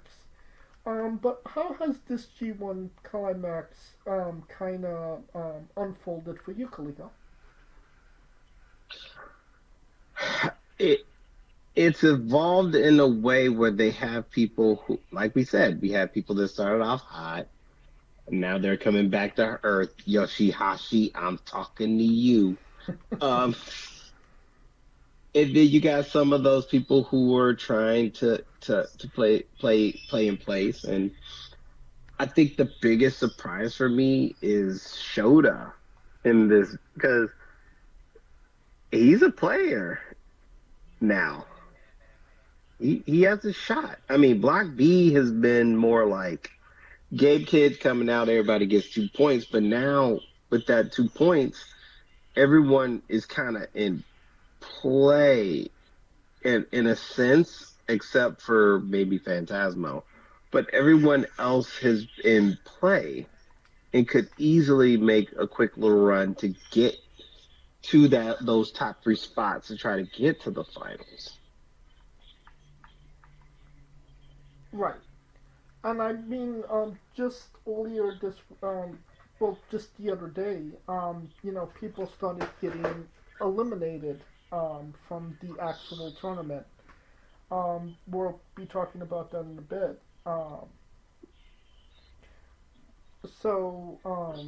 Yeah, it's been quite an interesting turn of events, to say the least.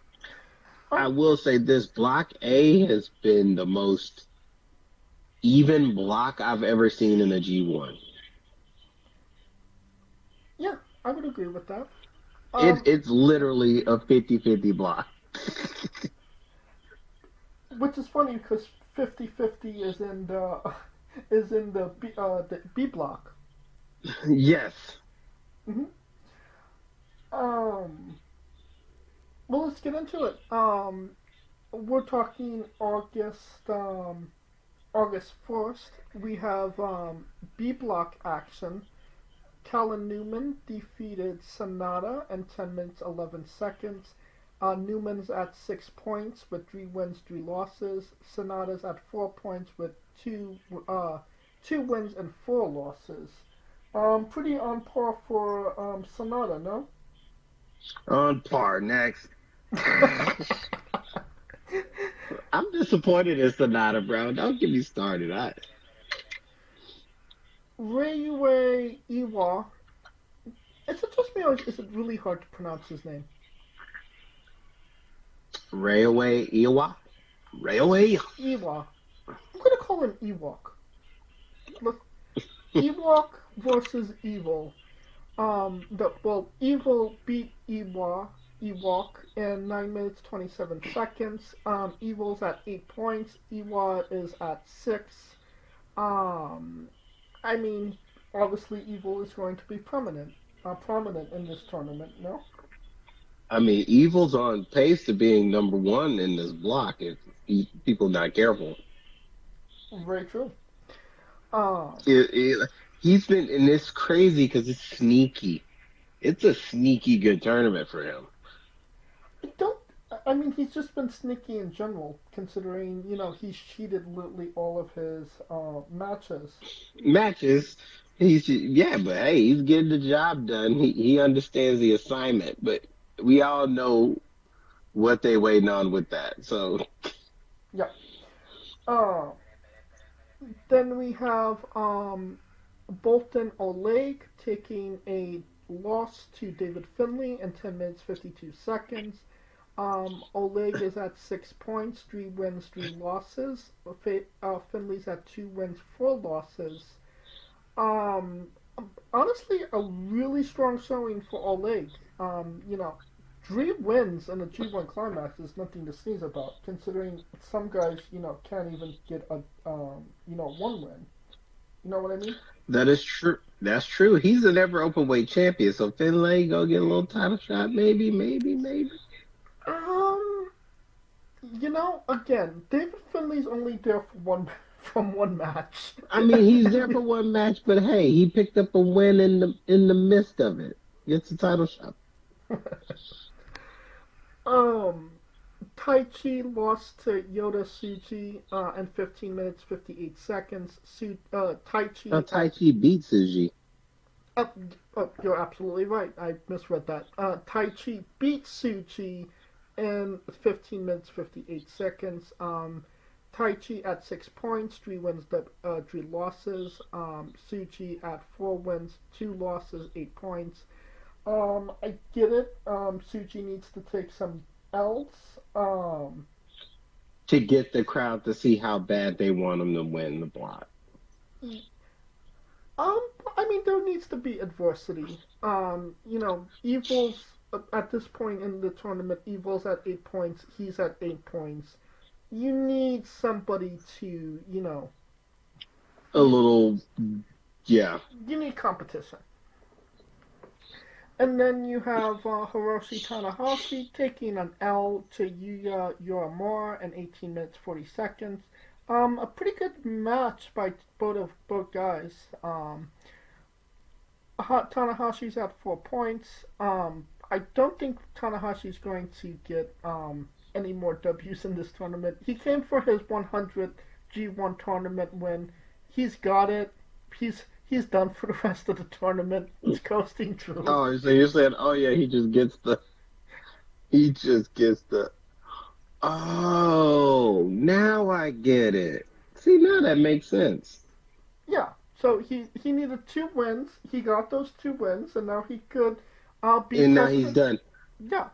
Oh no, but I was also talking about the format. The format finally makes sense for me. I was like, wait a minute. So now I'm looking at the schedule. The first place in each block gets a bye to the semifinal, and second and third place of each block face each other to figure out who's going to face the number 1 person. So it could make sense that Evil wins at Block A. It gets a bye. And Sushi has to go through Evil. Well, right now Suchi is fighting. He's fighting to keep it. Yeah. And that's the point. And that's the good thing, because now every match kind of now that the fans know that every match matters, they're really going to be trying to push them to the finish line. Well, after the first, Yuya Uemura is at 8 points as well. So you have three people at 8 points with Yep. Evil, Tsuji, and Uemura. So it's just a matter of who drops first at this point. Who drops? Yeah. Right. Or who takes that nosedive toward the bottom, because that can happen. Right. And I can't imagine that Evil isn't going to be one of those people, because who does he have coming up? Dave Finlay. But we'll get there. Now we're going on to what's today? August 2nd. We have. Oh, that's so weird. Is it B Block? Yeah. It's B Block. Yeah. Sota Umno defeated Yoshihashi, as it should be. Sota's at 8 points. Yoshihashi's at 8 points. El Phantasmo took an L to his daddy, Shingo Takagi. If you know, you know. You know. El Phantasmo did not have a good outing this G1. 2 wins, 5 losses, 4 points. Shingo Takagi, 3 wins, 3 losses, 6 points. I mean, Shingo's semi-decent, as 50-50 as it gets at this point in the tournament. I mean, it's a miracle he's 50-50 considering, Yeah. where he was 5 years ago. I mean, 5 years makes a difference. Drilla Maloney lost to Konosuke Taketsuka in 14 minutes, 1 second. And Zack Sabre Jr. took a W on the Great Khan in 20 minutes and 1 second. Of course he did. Yeah, Mr. 50-50 as we call him. As we call him, it would be 50-50. I told you. Yeah. Win loss, 38 wins, then 38 losses. It's balance. On to August 3rd. We have A Block action.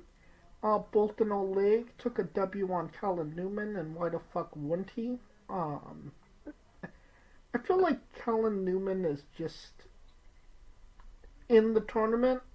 I don't think anybody. I mean, obviously he was going to maybe get a couple of wins, but nobody expected anything great of him. Could I be wrong? Oh, no. No one was expecting, no. You are right about that. No one was expecting anything. Because somebody's going to have to take these ass whoopings. Right. Every block needs its Yoshihashi. Yoshihashi was in first place at one point, so we do not need Yoshihashi. Taichi lost to Ewok in 11 minutes 50 seconds. Taichi's 6 points. Ewok at 8 points. I believe Taichi was eliminated on this night. No longer is viable to make it into the finals. Oh yeah. Yuya Uemura lost to Sonata in 11 minutes and 41 seconds. Surprisingly. Yeah, I believe that means that Sonata is still technically alive in the tournament. He's alive, yes. He's still alive. Barely. Yeah, he's on life support at this point.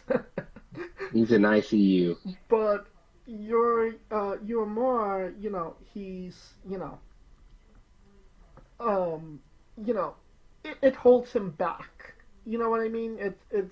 He doesn't get to advance to the coveted 10 points. So, it was a loss that he He did not need. Yeah, I mean, you get to 10 to 12, you're damn near guaranteed. I mean, 10 is a pretty good in, but 12 10's is solid. in. 12, you're in. Yeah. The match, the match we were talking about. David The Finlay. Super Bowl. His Super Bowl. His motherfucking Super Bowl. David Finlay defeated Evil in 10 minutes, 31 seconds.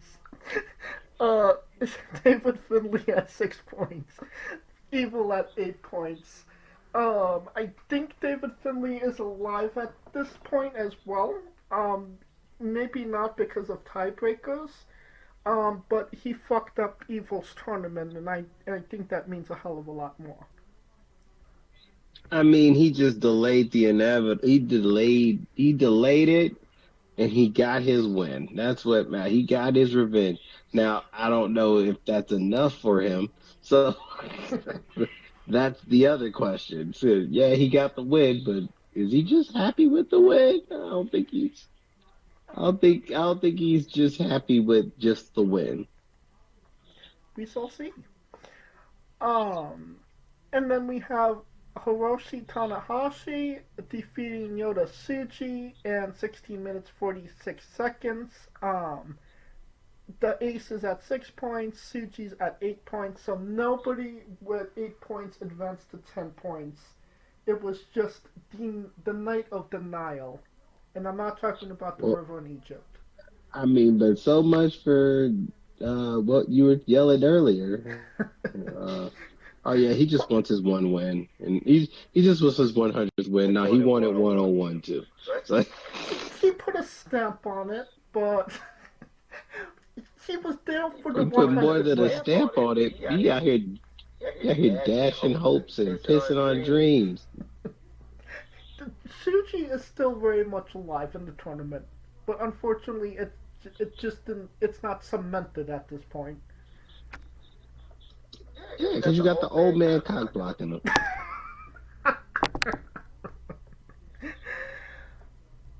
August 5th, we have B block action. Yoshihashi lost to Colt Kutska takes Shida in 15 minutes 13 seconds. Yoshihashi remains at 8. Take a shit at 10. I think he's first at 10. Won't God do it? Won't God do it? Look at Yoshihashi. Won't he do it? Yep. Told you. Great-O-Khan took a Come loss. down to earth. Great-O-Khan took a loss to Ren Narita in 12 minutes 13 seconds. Great-O-Khan stays at 8. Ren Narita advances to 10. Look at Ren Narita running the gauntlet, so to speak. I know. Look at him trying to be the comeback kid over here. Yeah. That was not on my bingo card. El Phantasmo took a win on Drilla Maloney. 5 losses, 3 wins, 6 points. Maloney at 8 points, 4 wins, 3 losses. Good on Phantasmo. Doesn't need to defend the belt against Baloney. He could just eat his bologna sandwich. Shingo Takagi lost to ZSJ in 20 minutes 53 seconds. Great match. Shingo's at 6 points, which I believe he's eliminated mathematically from the tournament. Zack Sabre Jr. at 10 points because, he's Zack Sabre Jr. He's fucking 50-50. What you expect? Mm-hmm. And that brings us to, if this loads, August 7th, which was 2 days ago. We have A block action. Taichi took an L to Callan Newman. I believe that means Taichi's eliminated from the tournament. Bolton Oleg took an L to Evil. Evil's the first to 10. Hiroshi Tanahashi defeated Sanada in 2 minutes and 46 seconds. Obviously that. No shit. Yeah, that win against Tsuji just took it all out of him. Needed a quick win on Sanada. Uemura took a W on Ewok in 18 minutes. He's at 10 points. And then in the main event, Yota Tsuji fucked up, lost to David Finlay in 15 minutes. He stays at 8 points. So I told you, man, David Finlay out here like hanging on. that he is. But yeah, it's adversity for Tsuji that he has to obviously overcome now because they done he done fucked up 2 nights in a row at literally the wrongest time. Evil and Yuya got their W's, but he didn't. So obviously he's going to Yep. have to. So now he's stuck like motherfucking Chuck. Yeah. Alright, that will conclude the review part. And now we are previewing. Preview of night. I don't know the actual night. August 10th. So tomorrow. We have A block action. Taichi versus Bolton Oleg. Who wins, Glico? Ooh, interesting. Taichi versus Oleg. Taichi's kind of been on a nice little roll, although he's technically eliminated. I think they give it to Taichi. Because you got to clear that path for Suji to usurp. I mean, Oleg is a champion, but Taichi has old age and treachery on his side, so I think Taichi. Yeah, I could see Taichi winning this. Ewok versus Sanada. Who wins? Iwa. Mm-hmm. Iwa's in control. Iwa at this point is in a good position. And you kind of gotta, like Oleg losing, Iwa winning. I'm hoping Suji winning, hoping he can get in on the tiebreaker. Because keep in mind, you got Yura and Evil both got 10. So it's going to be tough. It's going to be very important for Suji to kind of break through that four-way tie. Right. And we're kind of, because Evil and well let's just get to let's preview the matches first. Suji versus Kellen Newman. Suji needs to win it, gets the tiebreaker over Newman, gets him 10 points. Agreed. Tanahashi versus Evil. This is interesting because Evil could win and technically be number one seed, almost. Could almost have it locked because the number one seed now, well, like we tried to explain it last time, and we were trying to figure out the block.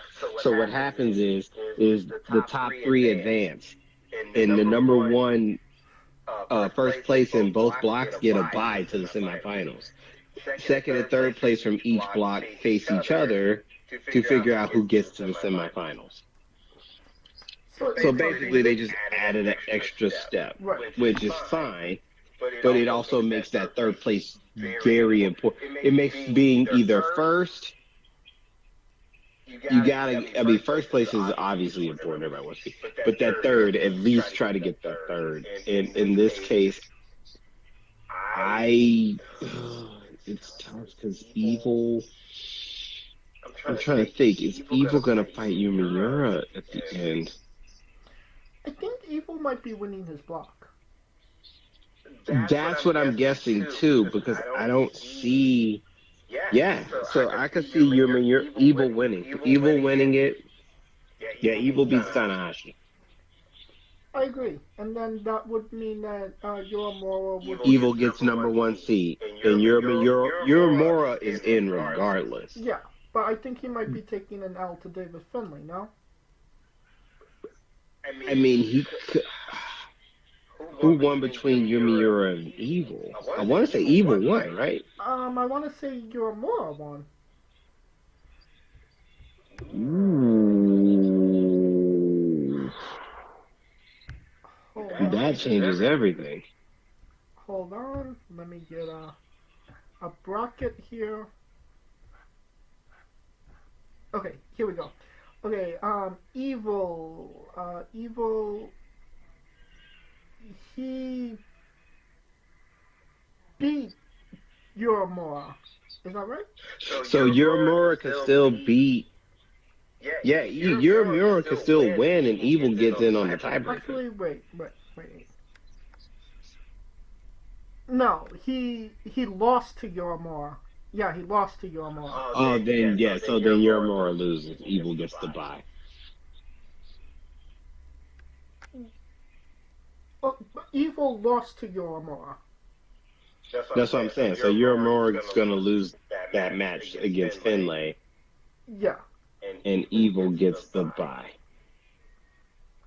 Yeah, that's right. Alright, yeah, so it's, as of right now, the standing is Uemura at 10, Evil at 10, Ewok at 8, Finlay at 8, Suji at 8, Oleg at 8. How did fucking Colin Newman get 8 points? Tanahashi at 8. I told you, it's a sneaky ass 8, bro. And fucking Taichi and Sonata are at 6. Yeah. So, I mean, it's literally, anybody's game. It's just who has, the tiebreakers on who. But Exactly. I think that would, if Finlay beats Yuya, that would make him at 10. But who, and did he beat Suji.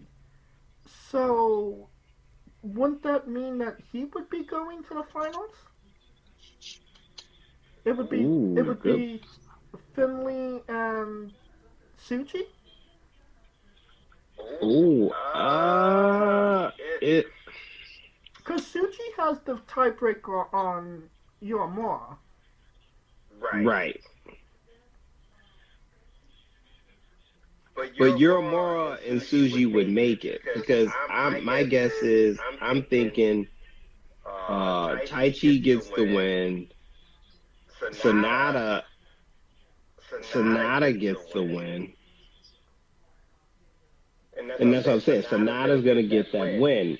So I'm thinking Caleb Newman versus Suji is for the third spot. Well, we would assume that Suji would get to 10 if he beats Newman. Evil's getting to 11. 12. Evil's getting to 12. So, essentially, okay. This is getting. If we still haven't gotten that ever-loving draw. Ooh, okay. Wait a minute.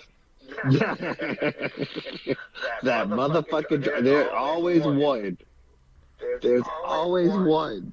Okay. I'm thinking. I mean, if Iwa wins his match, he goes to 10. 12. 12, yeah, 12. No, he goes to 10. He's at 8 right now. Really? Because I'm looking at the thing. Hold on, let me see. Oh, because we haven't talked about the other. Let me shut the fuck up. No, we went up to August 8th, right?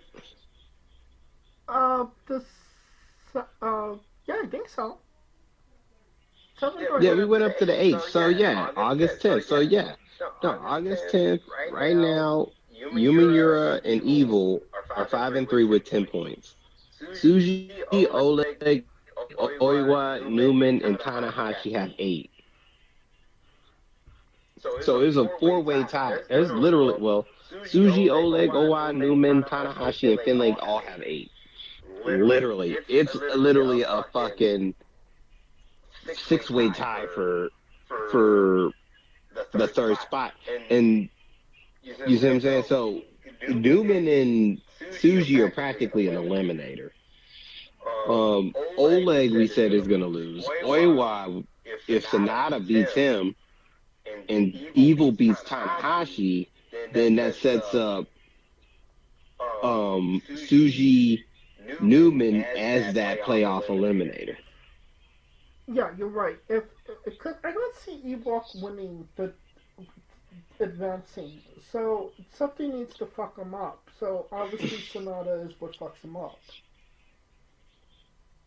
I mean, Evil versus August 10th. Tai Chi and Bolton Oleg mean nothing. The Tai Chi, well, actually for Oleg, yeah, it does. He has 8. That's right. He does. So Tai Chi, so if Tai Chi beats him, he's gone. Tai Chi beats him, he's gone. But I don't. Sonata beats Oiwei, he's gone. Yes. But I think that even if Oleg won, I don't think he has the tiebreakers to actually win. I think that he would need help from people losing in order to get to, an actual final. Right. I see that, but I also could see them doing the whole. I just see it where they're setting it up, or the angle I think that they're going with is Suji Newman is the winner, gets in. All right. Well, we will see how that works out. All right. That brings us to the 13th. Yeah, 13th. We have the B block action: Soda Uno versus Great Khan. Block B seems more definite.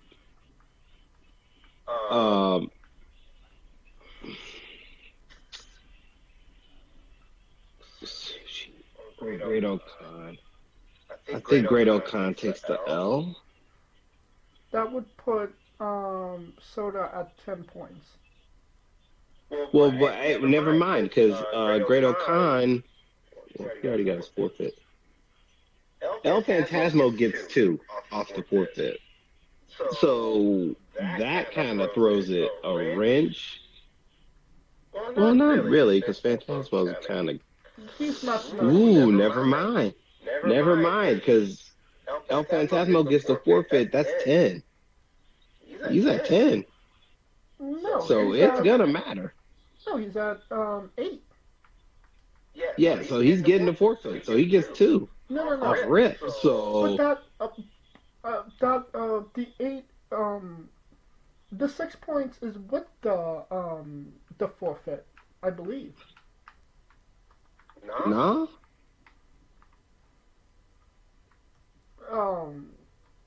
Maybe, I don't know. Maybe I'm tripping, but Uno versus Great Khan, I'm thinking Shota.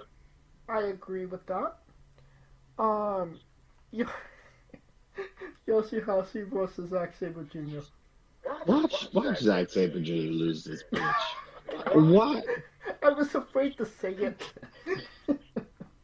I was like, what? Because he's got 12. He's practically like, no, hell no. Because if he loses, that means Yoshihashi has a chance to get a title shot.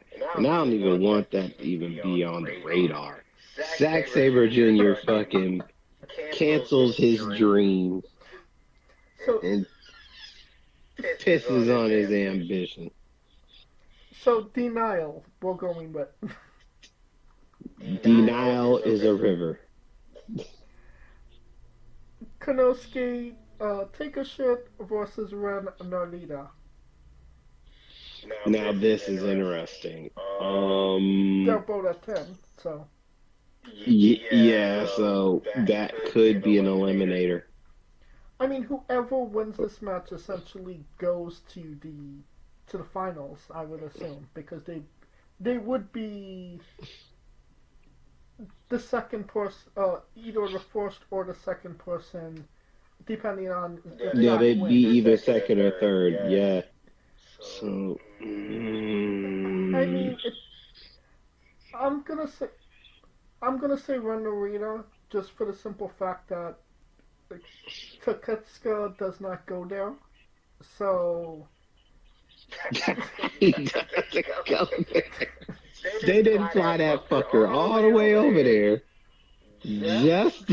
Hey, he had some substantial matches. He's good. Your boy beat Shingo Takagi. He's good. There'll be shit. He wants it all. Don Callis ain't fly his ass all the way over there just to take these L's. Well, I mean, it is New Japan, and they don't just give bitches from other companies prominent roles in their biggest tournament. So, and I think Soda has the tiebreaker on Taketsuka, so he's out. We have Soda, Narita, and Sabre in the finals.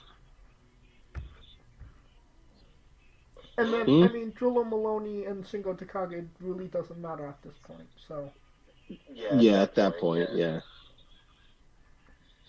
So it's basically those three matches. Essentially just and obviously pride. El Fantasmo has the night off. He gets a fruity little drink and a congratulations. With his strobe lights, yeah, he just gets to chill. Yeah. Have a night house party. I don't know. Living his best life on oh yeah. On almost on the last night of the G1. Pretty much. It's like shit, I ain't gotta fight the last night. Yeah, so basically, we got Ren Narita, Zack Sabre Jr., and Sota Uno, and spontaneous combustion for Yoshihashi. We're good to go? Of course. Anything that says spontaneous downfall for Yoshihashi, we here for it. Okay. Because he came out with gangbusters. I was like, wait a minute, what the fuck? And then I thought about Toru Yano, and I was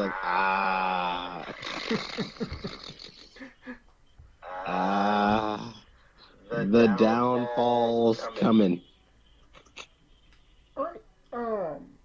Well, we'll conclude our coverage of the G1. Obviously, we don't know who's going to be in what matches for, the remainder, because, it's he goes against this guy and cross the 2 with the 1 and cross the decimal point and... Well, basically, it would be Evil's first place and Sabre Jr. is first place. They are automatically buyed to the semifinals, which would make sense in those things. And then the second and third place of each block goes against each other to get to the semifinal. Yeah. And we don't know who that would be at this point or what the other matches are. So are we still in agreement that Tsuji is going to win the G1? He would have to. I mean, Sabre Jr., I expect him to lose in the semi. Agreed. Because it wouldn't make sense for Tsuji to, unless Sabre Jr. is losing this title within the next 3 months, for him to fight Tsuji. Tsuji Sabre in the final?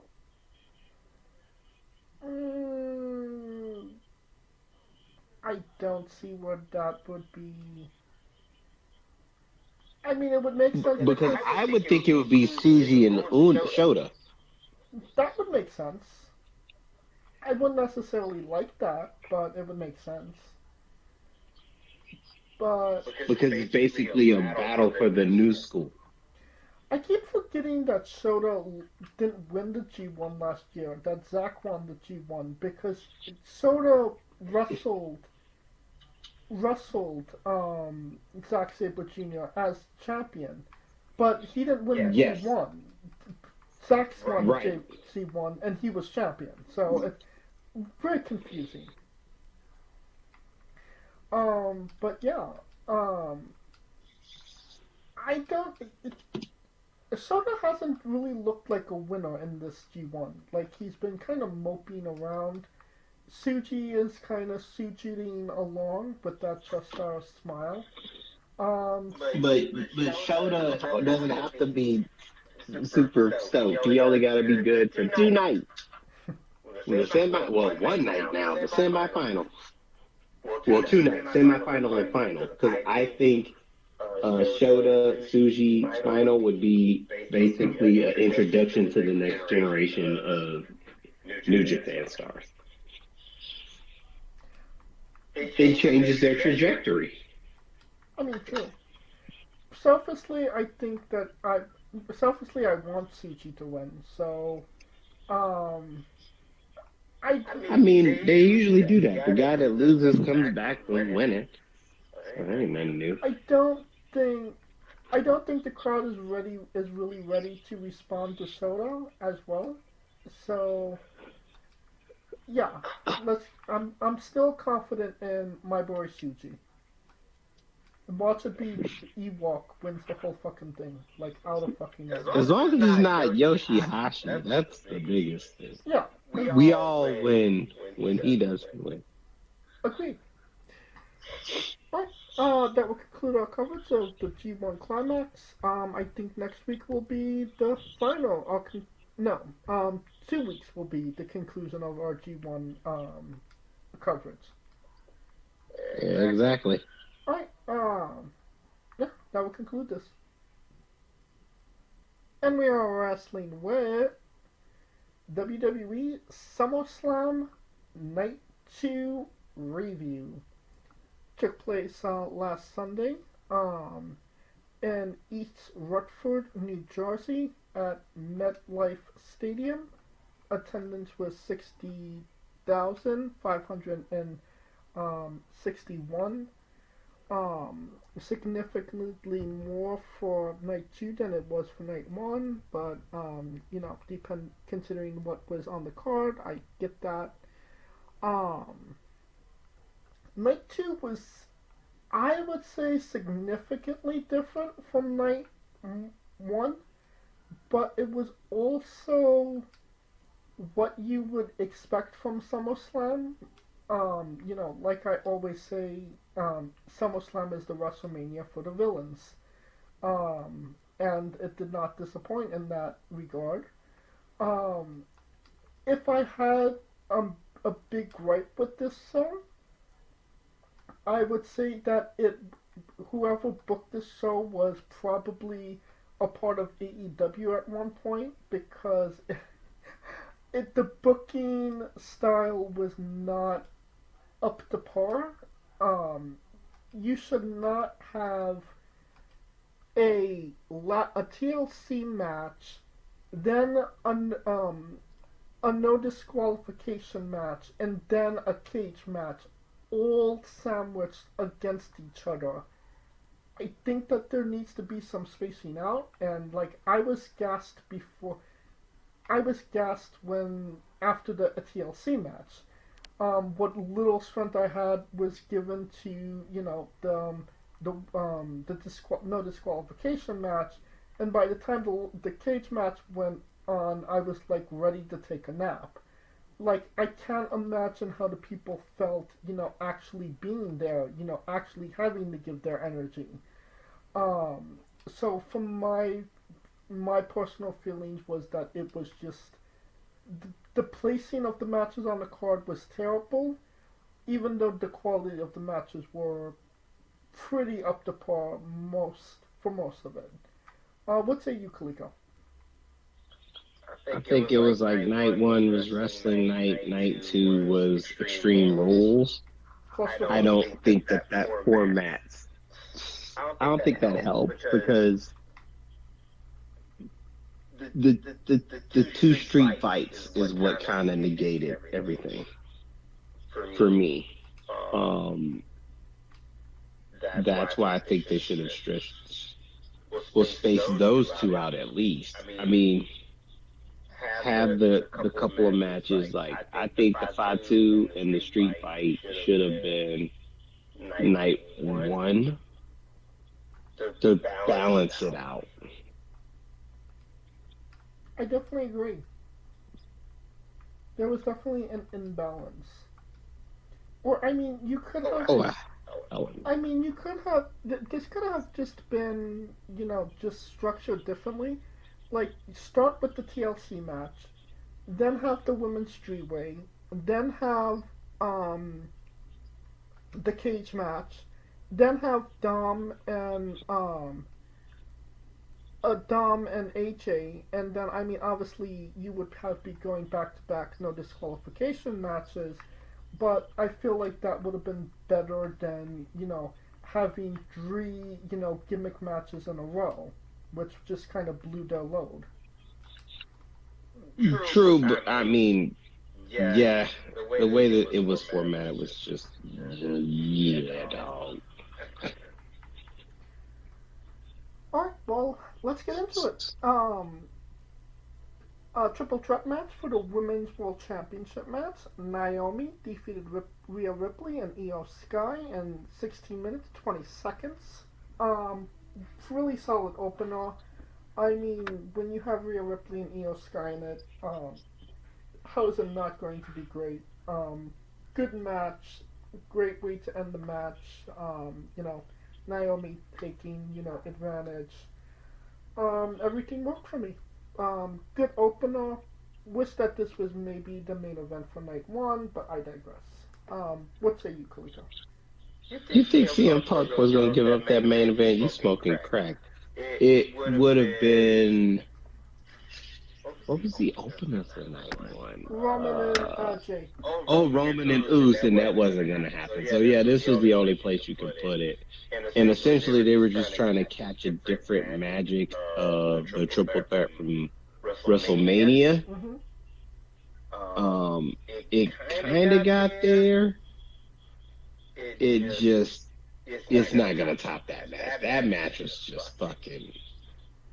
All the girls played their part, and Naomi wasn't meant to play. She was meant to play the monkey wrench in all of this, and she did it pretty fantastic, I must say. I agree. How many stars you give this one? Oh, let me see it. Let me look up something real quick before we start with these goddamn stars. Let's see what the fuck Dave did. Uncle Dave. Uncle fucking Dave. Okay, so do you want to hear his night one stars? Because we gave everything roughly about 4. I mean, yeah, that was pretty much our. That was like the baseline for a lot of the matches. Like, the baseline was like 4. Yeah. With the exception of like maybe Zayn and Cross, but yeah, Zayn and Cross got like a 2.5 from us.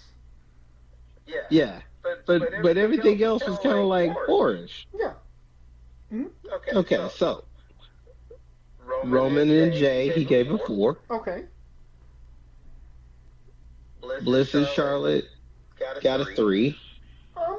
Fair, I would say. Zayn Cross got a 1.5 stars. I agree with that. Stratton Cargill got 2. Disagree with that completely. Jelly Roll got 3 7/5. I mean, you might as well just give him a 4, motherfucker. Like, what's the fucking .25 gonna? What's the quota? What's the fucking difference? Do not deny Jelly Roll. Right. And Gunther Punk got 4.5. Okay, so we were more or less on the same page with Dave, excluding maybe one match. So now, before we get there, now I gave Naomi that triple threat of 4. Pretty good, solid opener. Everything worked. The people did what they were supposed to do.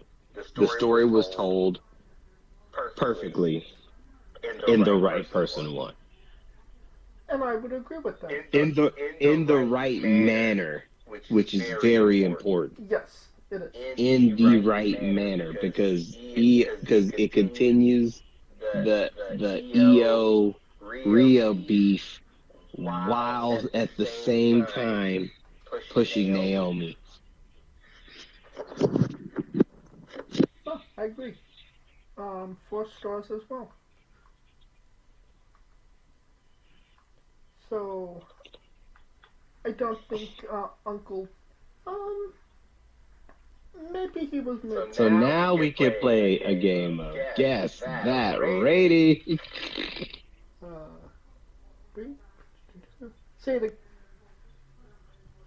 Say it again. All right, now we can play a game of Guess That Rating. There we go. Now that we, he got off his high horse at SummerSlam, we can finally get a whole full view picture of exactly what the hell Dave Belcher thought of this match. I'm gonna say that he was favorable of it, but not as favorable as us. 3.5. Higher. 3 7/5. Higher. 4? A fucking 4. Okay. Uncle Dave vibing. Alright. We have a 6-pack Tender Love and Care match for the Tag Team Championships. The Wyatt Six, Dexter Lumis, Joe Gacy defeated Andrade El Idaho, Ray Felix, Johnny Gargano, Tomato Ciampa, Axiom, Fraser Crane, Alex Shelley, Chris Sabin, Angelo Dawkins, and Montez Kia Forte. By retrieving the titles. This does not feel like 16 minutes, but that's because the entrances made it like 25 minutes. Like I was before them, like just seeing all of the entrances, I was like tired and I was ready to, take a nap. But like luckily, like when they actually got in the ring and started doing shit, it like woke me up. Like they went balls to the wall, insanity. They did not stop for a second.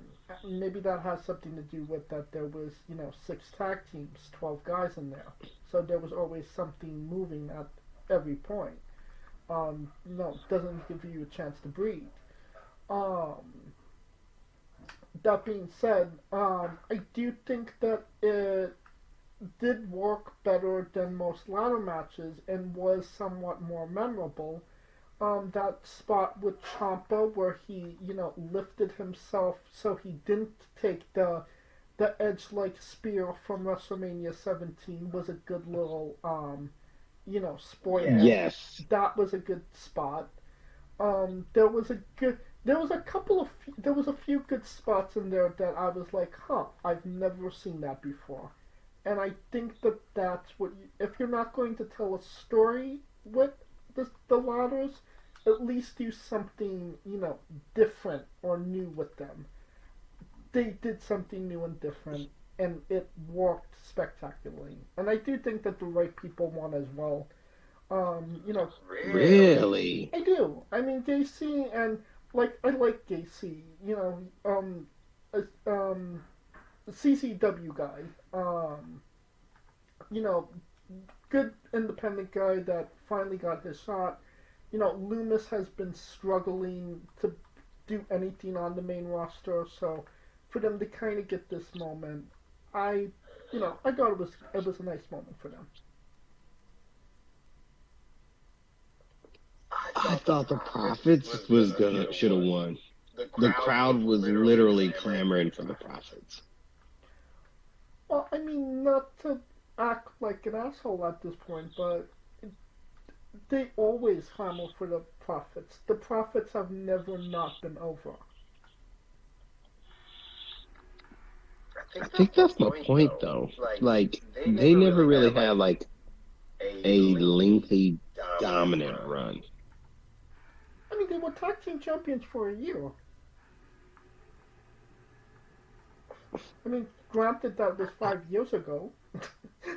And COVID, exactly.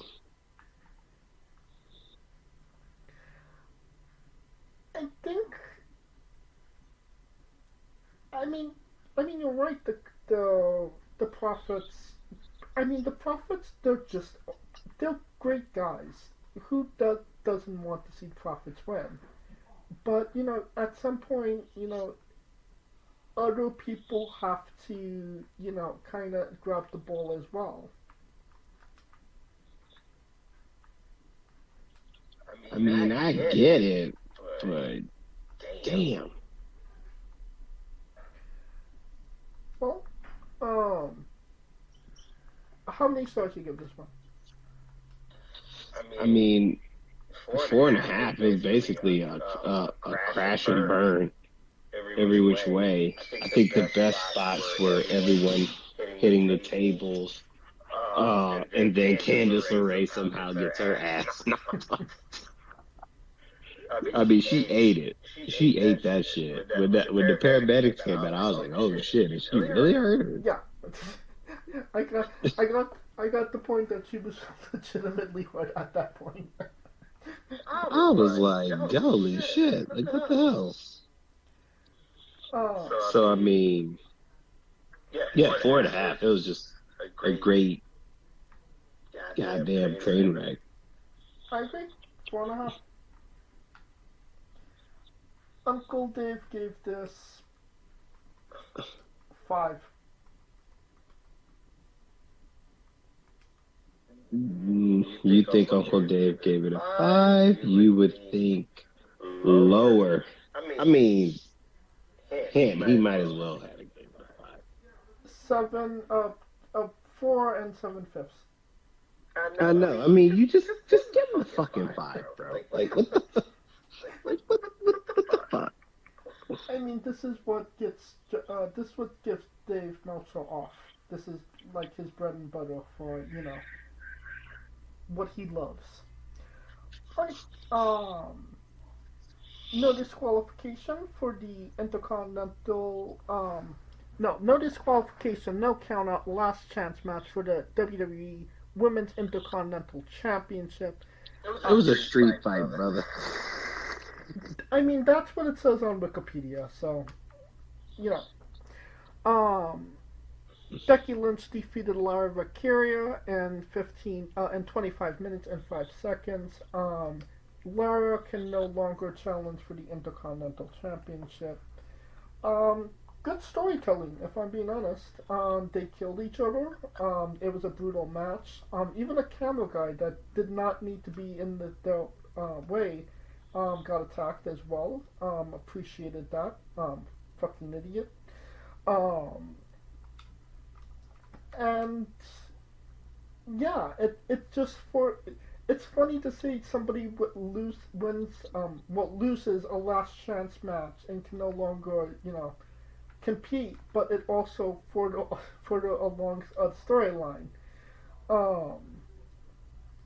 So obviously, Becky is taking the alternative route of wrestling Nikki, which will keep her busy for a couple of weeks, but I can't imagine Billy isn't going to slide her way in, and then, that's going to cause issues with Lara, and, at some point we're going to get probably another, triple threat. But I just think the way that everything unfolded in this match was just chef's kiss. What say you, Coligo? I think, I personally think this match was very interesting in the sense it was brutal. It was. I think the crowd kind of lost it with the whole zip tie thing. Yeah, I mean, it was. It took a while for her to take the zip ties off. I get that.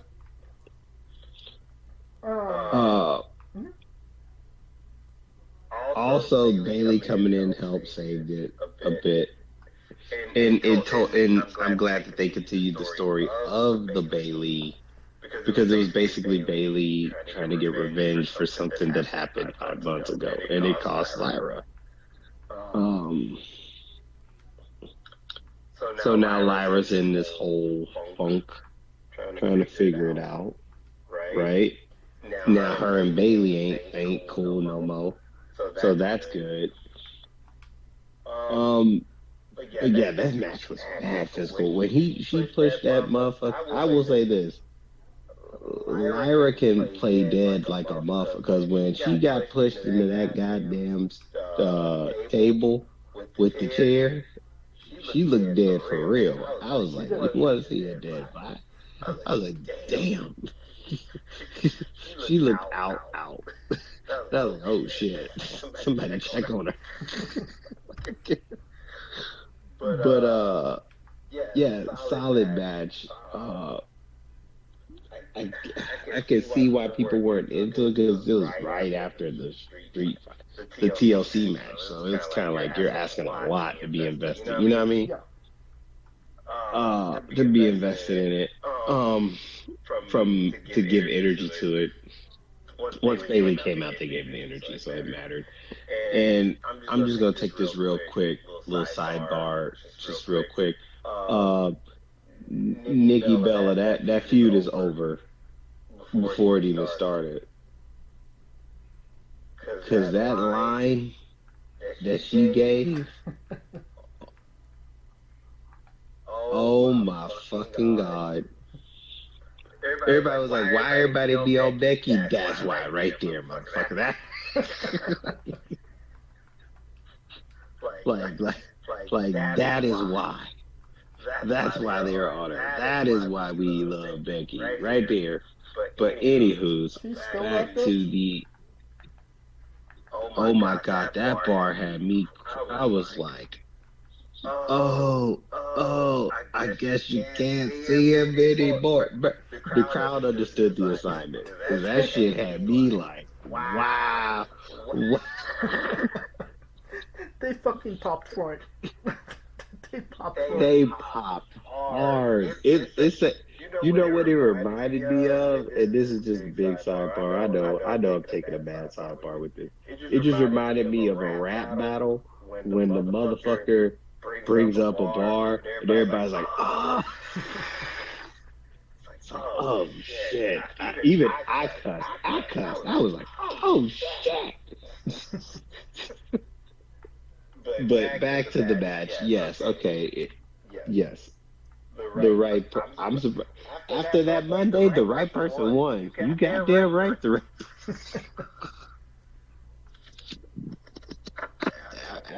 After what happened Monday, the right motherfucker won. How many stars? Bet your ass. Bet your damn skippy. How many stars do you give this one?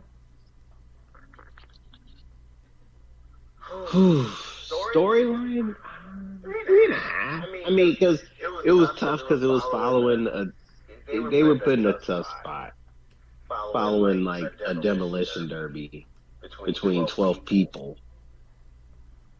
You know, so 3.5. I give him grace. Despite, obviously being in a very tough position, I still think that it worked, and I'm gonna give it a 4. Ooh, look at these both. Okay, Uncle Dave. Uncle Dave. Be a man, Uncle Dave. 3.5. Higher. 3 7/5. Yeah. I should just start with a 7/5 and just go. Work your way around. Yeah.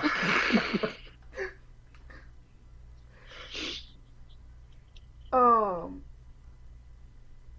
A solid steel cage match for the United States Championship. Solo Coca-Cola defeated Jacob Fuck You by escaping the cage in 12 minutes 40 seconds. If anybody had any energy after that tables, ladders, and chairs match, it was given to Becky and Lara. By the time this match rolled out, I think the crowd was ready to take a nap. I wasn't even there, and I was ready to take a nap. Well, apparently not, because there was a real fight that broke out during this. That's right. I did hear about that. They were like, fuck it, we can do this. Let us take this shit to the streets. But yeah, they were not ready for this position, and obviously it suffered.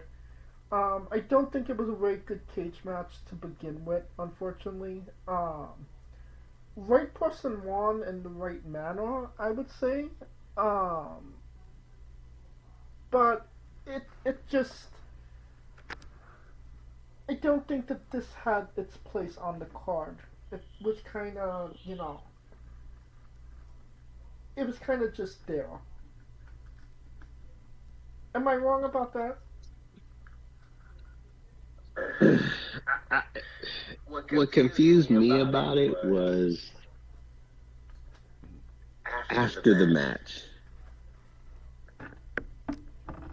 Where the fuck was Jimmy Uso during the match? Oh, and wasn't there like a major botch? Like they hit, I think it was Jeff Cobb that it slammed the door on Jacob's head, but he also slammed it on Solo's head also. But Solo didn't sell it because he had to actually walk out of the cage. No, that was Talatunga kicked the cage. Okay. The end was Tala kicked the cage on Jacob, and Solo somehow was able to roll his ass out there. Yeah. Doesn't make sense. Lazy booking. But the aftermath didn't make sense either, because Jimmy comes out and super kicks motherfuckers, which leads me to believe, okay, where the fuck were you during when this motherfucker needed help? It was getting handcuffed. He was being a bad homie. Bad homie, I told you that. You saw my text. You saw my text. See, it's a lot of bad homie helps. It's a lot of bad homie helps. Sidebar. See, now I'm at the sidebar, because at least when Roman was a bad homie on Monday Night Raw, he wasn't being a homie. He was just trying to get his. Jimmy knows better. So that's a bad homie. Yeah. Couldn't agree more. But all in all, the right person won. I see what they were going with. It was just the aftermath of Jacob. Because why Jacob could have did all that during the match and still lost. Yes, he could have. I think it was just to kind of get his heat back. But Jacob's so over, he doesn't really need heat back. Right. And honestly, that would have worked in the match because or at least to me, it would have worked in the match because it just showed he was trying to do everything he can, but the numbers just got the better of him. Yeah. I mean, it would have told the story a little bit better than it was just kind of convoluted. Too many. I mean, it would have told the story that they've been trying to tell is that they're fucking outnumbered. Yeah. I mean, Roman and Jay wasn't doing anything. Like, why? I mean, why is Well, Jimmy? Roman and Jay ain't got shit to do with this. Jimmy a bad homie. Like that's, I love Jimmy. Jimmy, I love you like my brother, but bad homie, bad homie. How many stars you give this one? 2.5. I'll give it a 3, just because Solo, right person won, but that's literally it. The other part is I like when Solo be doing the mocking. When he be mocking them cats, it'd be funny as shit. It is. He's the funniest guy on the roster. It's just crazy. Okay, Uncle Dave. 2 7/5. No, lower. Fuck me. 2.5. Lower. 1 7/5. A 2. 2. Okay, fair enough. Intercontinental Championship match. Dominic Mysterio defeated AJ Styles in 10 minutes 45 seconds. Talk about understanding the assignment. Dom played the part perfectly. AJ played his part perfectly. Awesome entrances by both guys. You know, obviously celebrating 20 years of Dominic Mysterio. It was just kind of like a nostalgia match, but also it paid tribute to so many things, but also was its own entity as well. If that makes sense. It did everything it needed to do.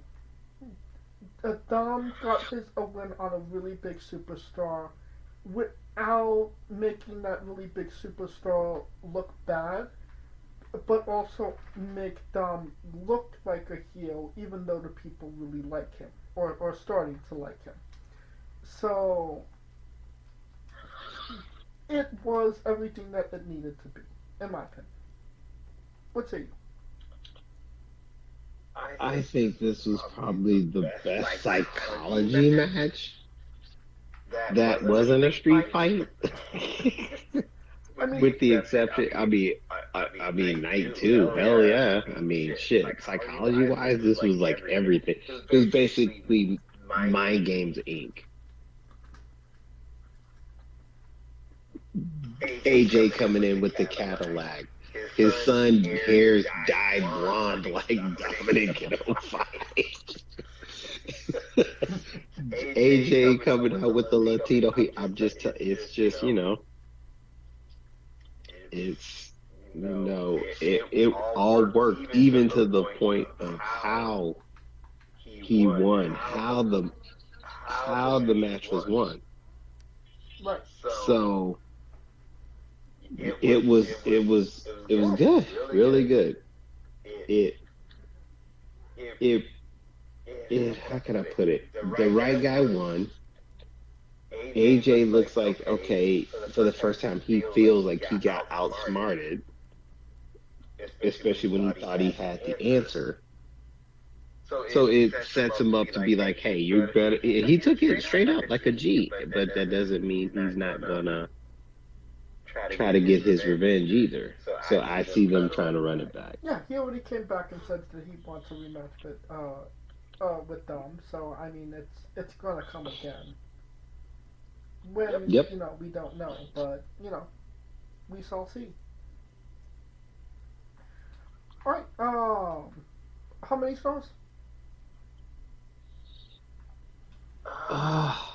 Psychology was 4. I mean, the moves and everything. The match wasn't like gonna be like this uber 5-star match, but the story of the match was Dominic doing everything to avoid AJ in the first place. Right. And he took advantage when he needed to. I agree. With the boot, which was like fucking nuts. Because people were like, his quote unquote real dad. It is his real dad. Don't quote unquote that.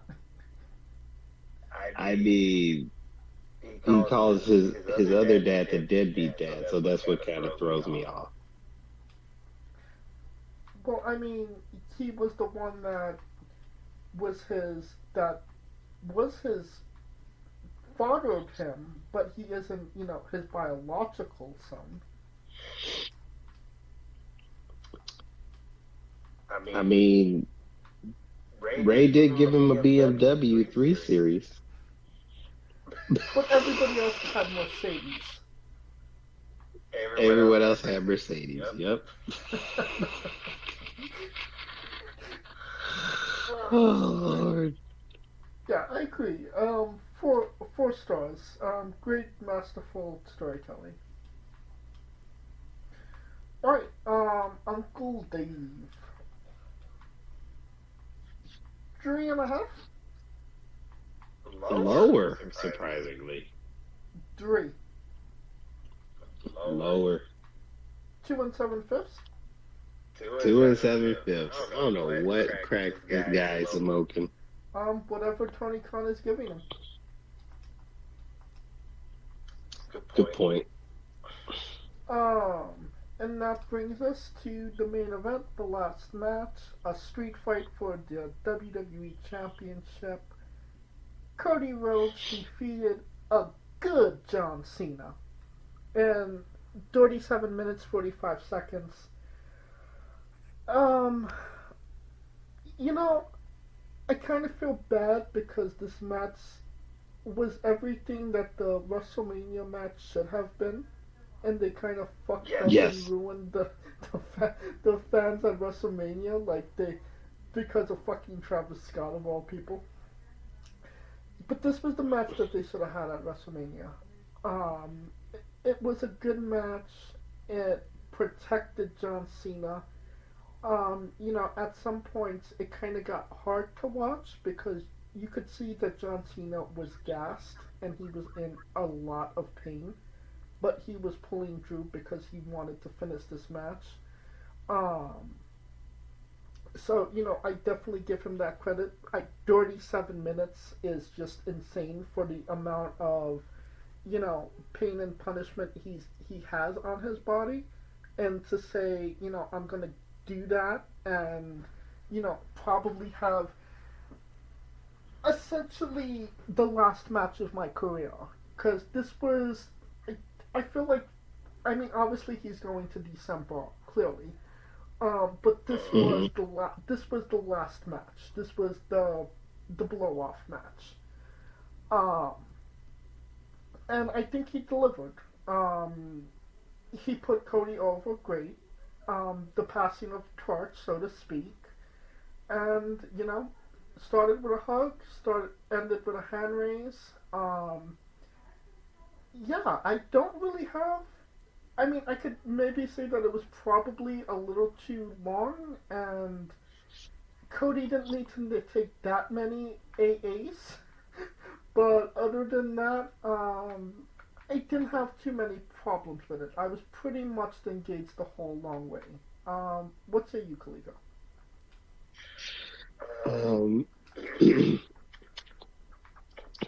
I'm just gonna put it this way. This is what I texted during the match when we were going there, right? I said two things. I said John Cena's getting all the moves from his power meter from WWE 2K in. And then secondly, I said, so it takes a street fight for Cena to Russell.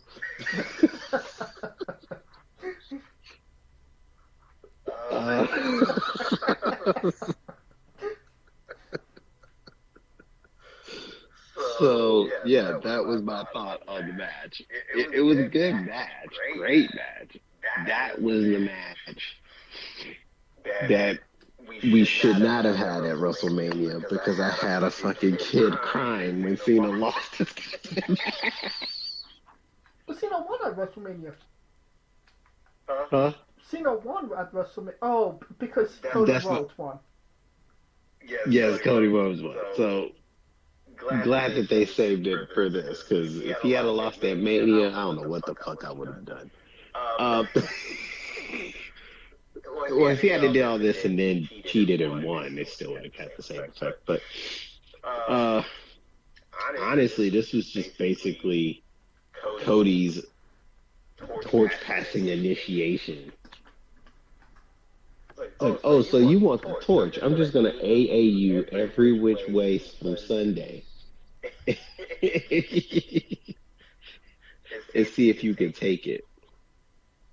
And then Cody did the 3 crossroads that killed Roman, and it didn't kill Super Cena. So for one night, Super Cena was back, and everybody was all for it, here for it. Of course. And this was the issue that I had with. But this was always the issue I had with Cena being heel to begin with. So I'm like, why in the hell are you putting the guy that's retiring as a heel?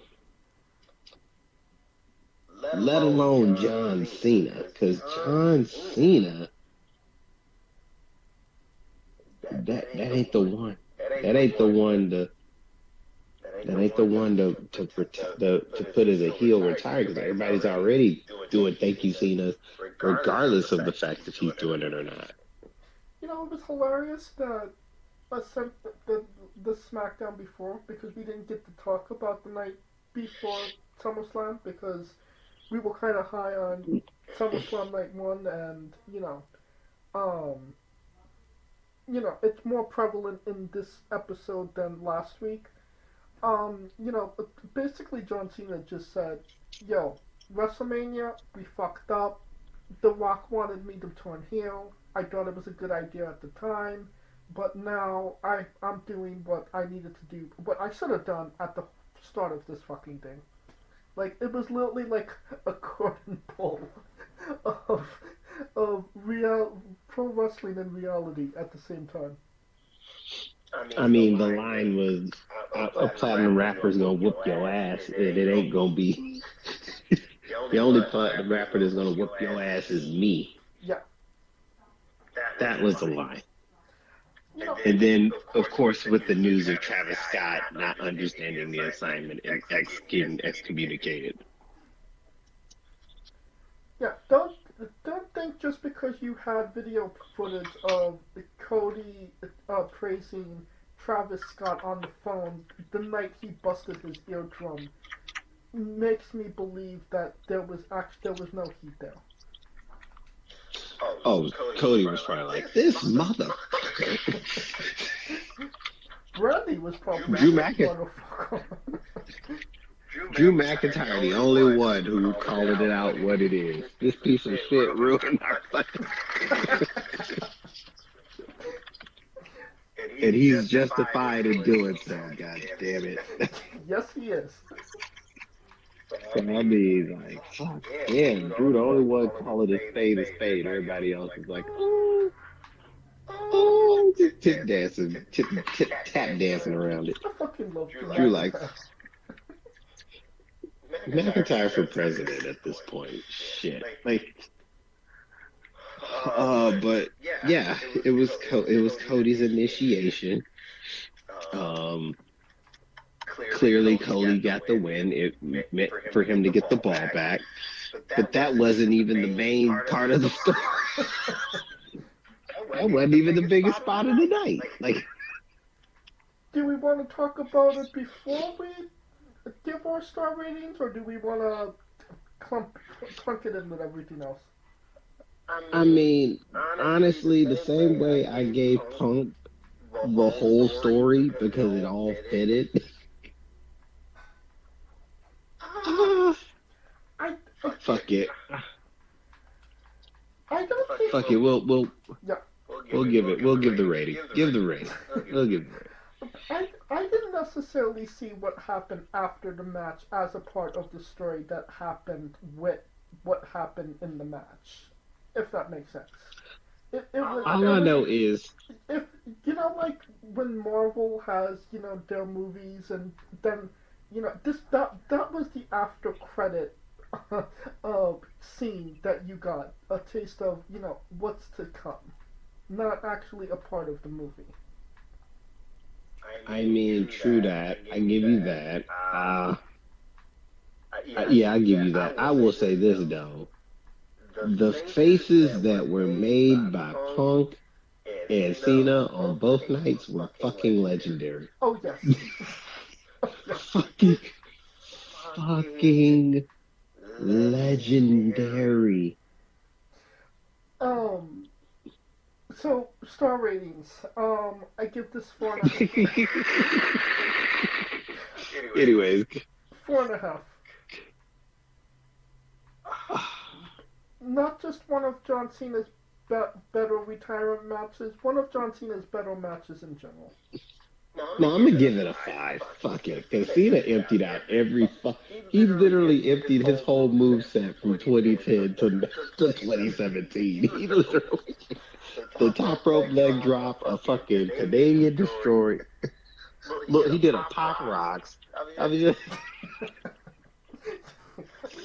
like he emptied the clip. I'm gonna give him a 5. You got a 5 for me. He emptied the clip. He emptied the clip. Fair enough. He was like, fuck it. If WrestleMania was like the dull shit, like, nah, he left it all on the field. He did. And you could see that he was in a lot of pain after that match. Stole Tyrese Halliburton's goddamn crutch and shit. Like, yeah, I mean, shit, just give it to him. Fucking, he earned it. He earned it. Alright, Uncle Dave. I don't think Uncle Dave was as kind as we were. 4 stars. Higher. 4.5? Higher. 4 and 7/5. 5. Really? Really? That is incredible. So think about it. The last 2 matches that got a 5-star rating from this guy were John Cena matches. What were the last 2? Punk and Cena? Cena, Punk Cena. 2011, right? Money in the Bank? Yep. Okay. Money in the Bank. What was the other one? This one. Oh, okay. Alright. And that brings us to the last segment of the show. Why John Cena had that face where he that face was fucking oh my god. Like literally, if I could run, if I was physically able to run, I would fucking run. And that's because the Beast is back. Brock Lesnar has returned to the WWE. He's pissed off, looking for piss videos, and beating the piss out of John Cena. I mean, it was what you would expect from Brock Lesnar. It's kind of like a shock attack. You see the shock, you know the shock is coming your way. It's just a matter of when is the shock actually going to come and attack me. And that was literally this moment right here. When is this shock going to jump out and attack me? And he did. He F5'd Cena, and the Beast is back. Here comes the pain.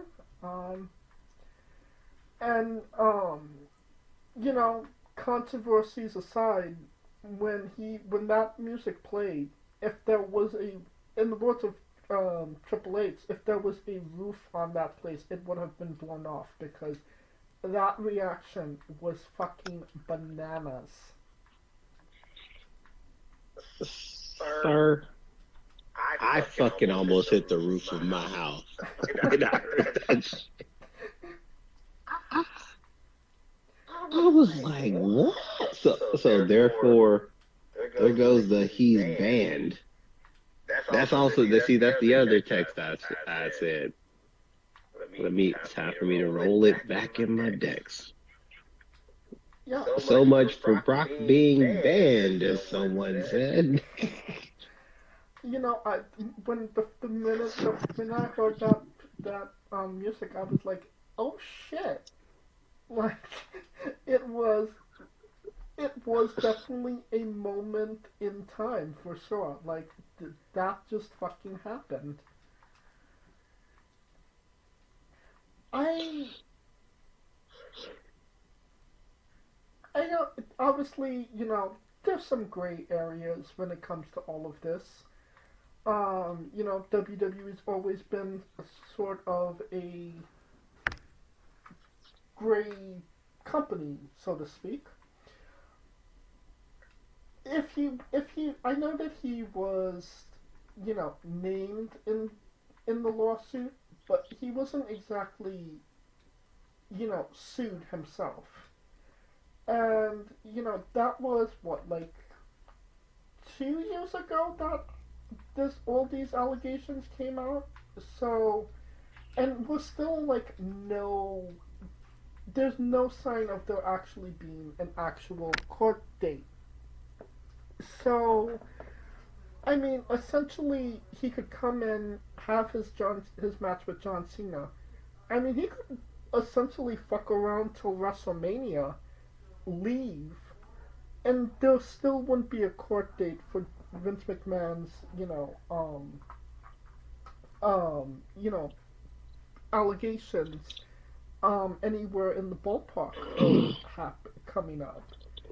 So, I kind of get it. I don't think that they would have brought him back if they thought that obviously there was going to be, um, you know, controversy from some people that don't necessarily like it. But if there was serious like legal repercussions or bad press from it, they probably wouldn't have done it. And I mean, like I said, it's been 2 years. So it's not about the bad press. As much as we talk about that face, there's only one person who was willing to make that a call. They would not have brought him back if Cena didn't say so. You think? I know. Because it makes no sense. Because here's the thing. If this is his last year, yeah, he's going to want to go with it with all of his biggest rivals. He couldn't do it. He got it in with Randy. He got it in with Punk. Cody was the torch facing. He can't get Edge. Yeah. Brock is the next viable option. Edge really hurts that we're not going to get Edge. Yeah, Edge hurts. Edge fucking hurts. But how can I put it? This puts him from being, because to me, I thought his retirement tour was always going to be kind of like a Scott Pilgrim versus the world type of thing, where he's just going against his biggest rivals / exes in this last timeline. And you cannot have Cena retire without Cena Brock one more time. Cannot. What's the last time that they wrestled the 2014 SummerSlam match? It was, I want to say. No, yeah, last time they wrestled, Superman died. That was the death of Super Cena. So, yeah. So, I mean, okay. I guess it. I mean, if you're not gonna get Edge, because obviously Edge is on his 5th year of his retirement tour. Then yeah, Brock would be. So, do you think that we're going to get Brock just for this match against John Cena, and then Brock goes into the good night? Pretty much. He's just there for that. Because I don't see any other way. I can see it. Or it could have been a one-off. No, I don't see it being a one. But I expect them to fight either in Paris, Perth, or Crown Jewel. Perth is Crown Jewel, and John Cena's already wrestling Logan Paul in Paris. Yeah, so it's gonna be a Perth. I mean, if they really want to delay it, they could put it on Survivor Series. I mean, that would be fucking phenomenal. However, for my selfish reasons, but I think Cena gets into the War Game. No, John Cena has nothing to do with War Games. Like they can make it. No, They can make it. I mean, Because they need you usually get 5, so that's the problem. No, 4. You gotta it's get usually 4. yeah. No, last year it was Bloodline, and it was literally the Usos, Sammy, Punk, Roman. 5. Okay, well, we'll see when we get there. But the thing is, it's the War Games match is going to be with Seth Rollins' group. Seth Rollins' group only has 3 guys at this point, so Yeah. they would need to pick 2 more guys for his group in order to make that happen. You know, Drew ain't got shit to do. Drew ain't gonna have shit to do. Or Drew might be with Cody. So, yeah. They'll find 2. They can get 2. I think they'll get 2. If you're saying the Vision is gonna be in it, it's got to be 5. It's gonna have. Well, we'll see. We'll see how that goes. But yeah. I mean, what is your feelings on John Cena? Brock Lesnar coming back. Honestly, I get why people have a problem with it. I also understand we are living in the time of guilty by public opinion. And if he was tried and convicted for it, I get everybody's point. We can't be doing this guilty before court even convenes. Even if the evidence is preponderance, I get it. We all get it, right? But we have that for a reason. We have that saying, innocent until proven guilty for a reason. So let them. I don't really worry. I think sometimes we get kind of bogged down into, oh, well, Brock is this and Brock is that, or they did this and they did that, or whatever the case may be. If Cena had a problem with it, Cena wouldn't have made that call. True, but also keep in mind he's very much best friends with Vince McMahon as well. Who, you know, Brock Lesnar can't. Brock Lesnar's not being sued, so Brock Lesnar isn't going. Whatever the outcome of the Janelle Grant, court case is, he's not going to face any repercussions for it. You know, only his name is, sullied at this point. If Vince McMahon goes to jail, if Vince McMahon is cleared, it's not going to affect Brock Lesnar whatsoever because he's not, a part of the case. He was only named in the case. Correct. So I don't get what people are trying to get out of it. Oh, we'll get rid of him. I'm like, man, tell all those people when he fucking came back, it popped like it was nobody's business. Yeah. That mattered. I mean, yeah. Like, I would, I'm sorry to say it, but I wasn't thinking about that stuff when I saw Brock Lesnar came out. Yeah, no one was thinking, holy shit, Brock Lesnar's got a court case. They were like, holy shit, this motherfucker's back. Yeah. I was rocking out to Brock Lesnar's music. Everyone was rocking out to Brock's music. Jeff Jones at his finest. Fuck Def Rebel. So, except for the person that possibly got hit with that goddamn pyro that went the other way into the audience. I saw that shit and was like, what the fuck? Alright, well, the Beast is back, and it shakes things up.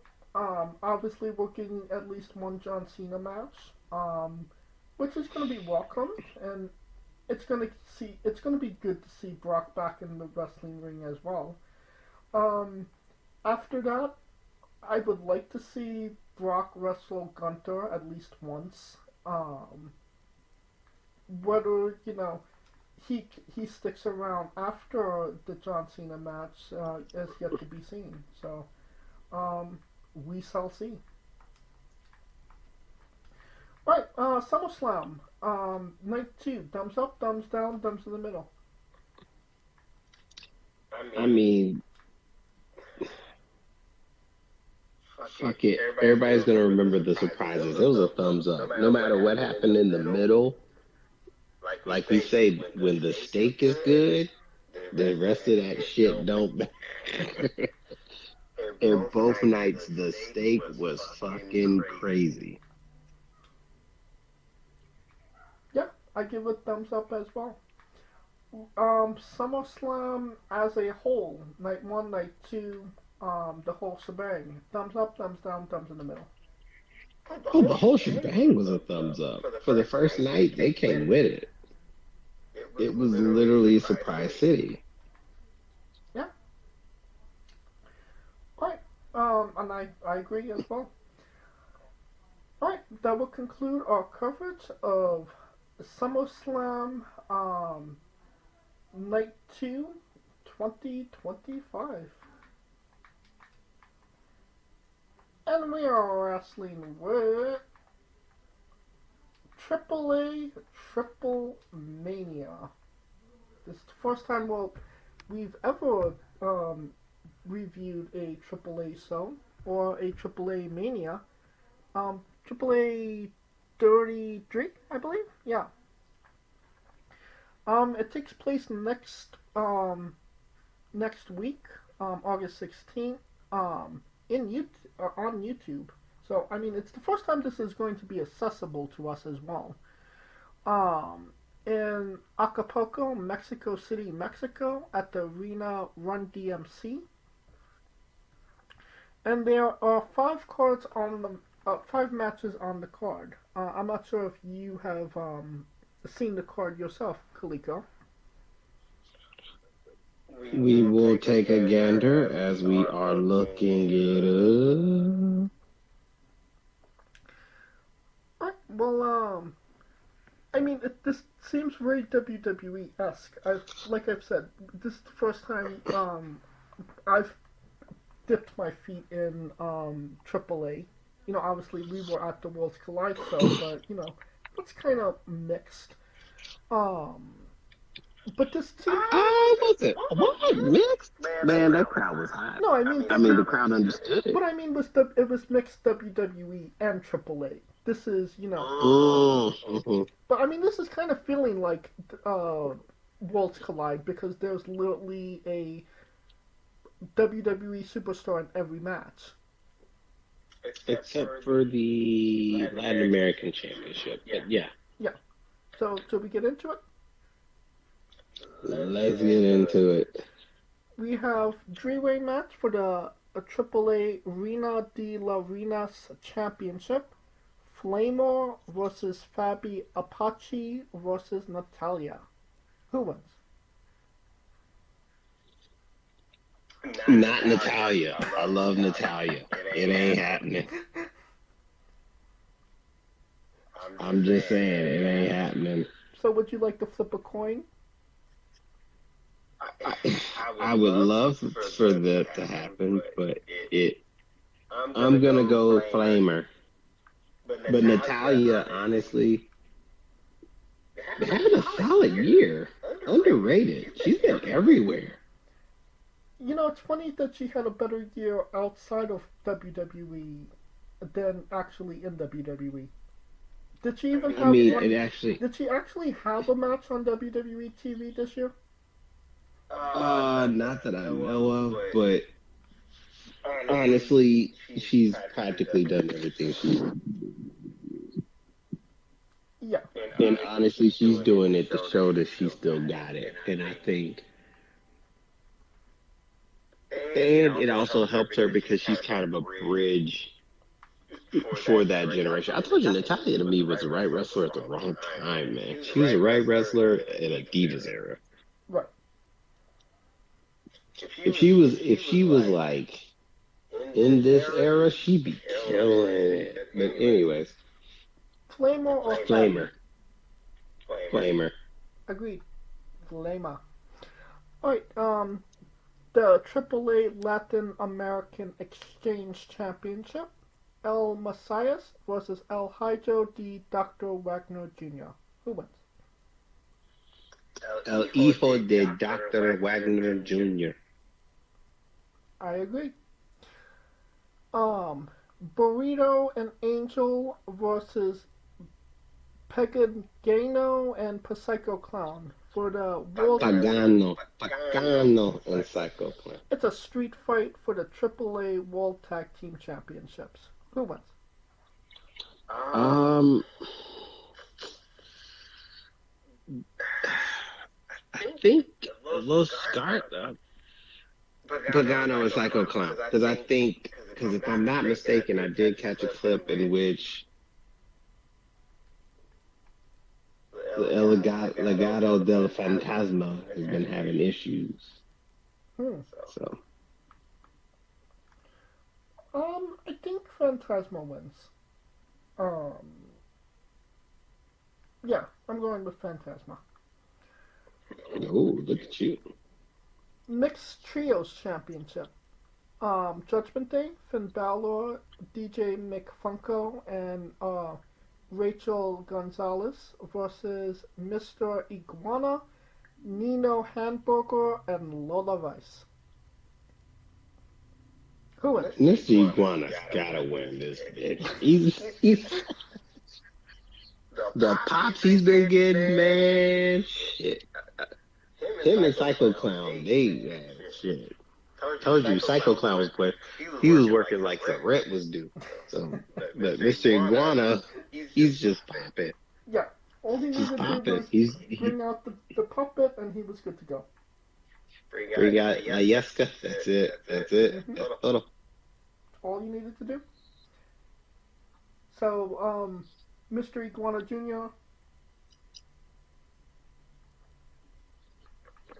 Mr. Iguana, yes, they're winning. I agree. And I'm not just saying that because Lola Vice is on the other team as well. I mean, yeah.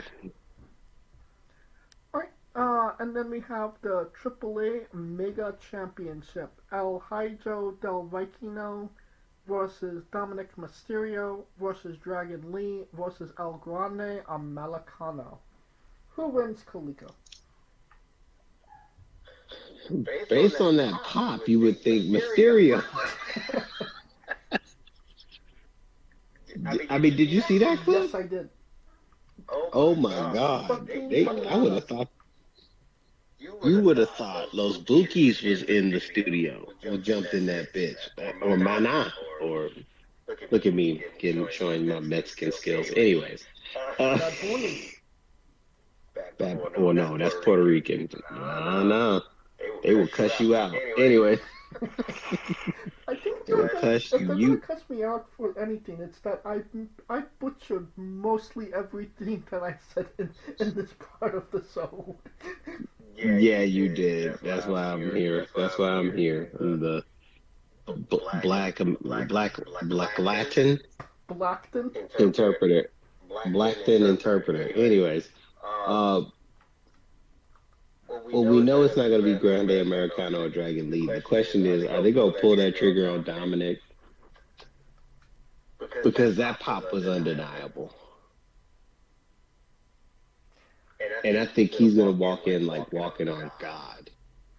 Like, he's going to walk in looking like a god. Although I think El Hijo should win, I will not be surprised if Dominic wins. Remember when El Vikino was Tony Khan's, favorite wet dream he ever had in his life, and now he's working for the competition. Those bastards that brought back Brock Lesnar, and how dare they honor Hulk Hogan, even though he's the reason pro wrestling exists. But yeah, El Vikino works for WWE now. You ain't lying. Selfishly, a part of me wants El Grande Americano to win this. Like, legitimately, I think that would, I think there would be a riot if he actually won. Which is fun.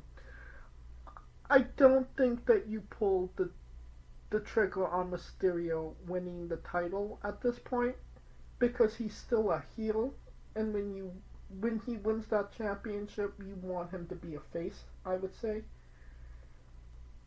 I don't know. And I mean, this is a reach at this point, and I'm calling it a reach. Could this be the show where Finn Balor fucks Dominic Mysterio? I mean, I could see this, because I mean, Dominic could win this title and just be like on Super Cloud 30 in WWE, yo. Very true.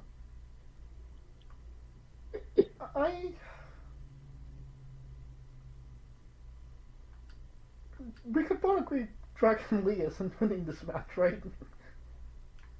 You said what? We could both agree Dragon Lee isn't winning the match, right? Well, yeah, Dragon Lee. Yeah, no. Yeah. I can't bring myself to say that El Vikino will win this match. The Rey Mysterio Micro Mini. So yeah, I'm going with El Grande Americano. Even though I know that there's a good chance that he's not going to win it, but I'm still going with him. Yeah, I mean, go with him. But like I said, you go with him. I just think, It's probably going to be Vikino, more than likely.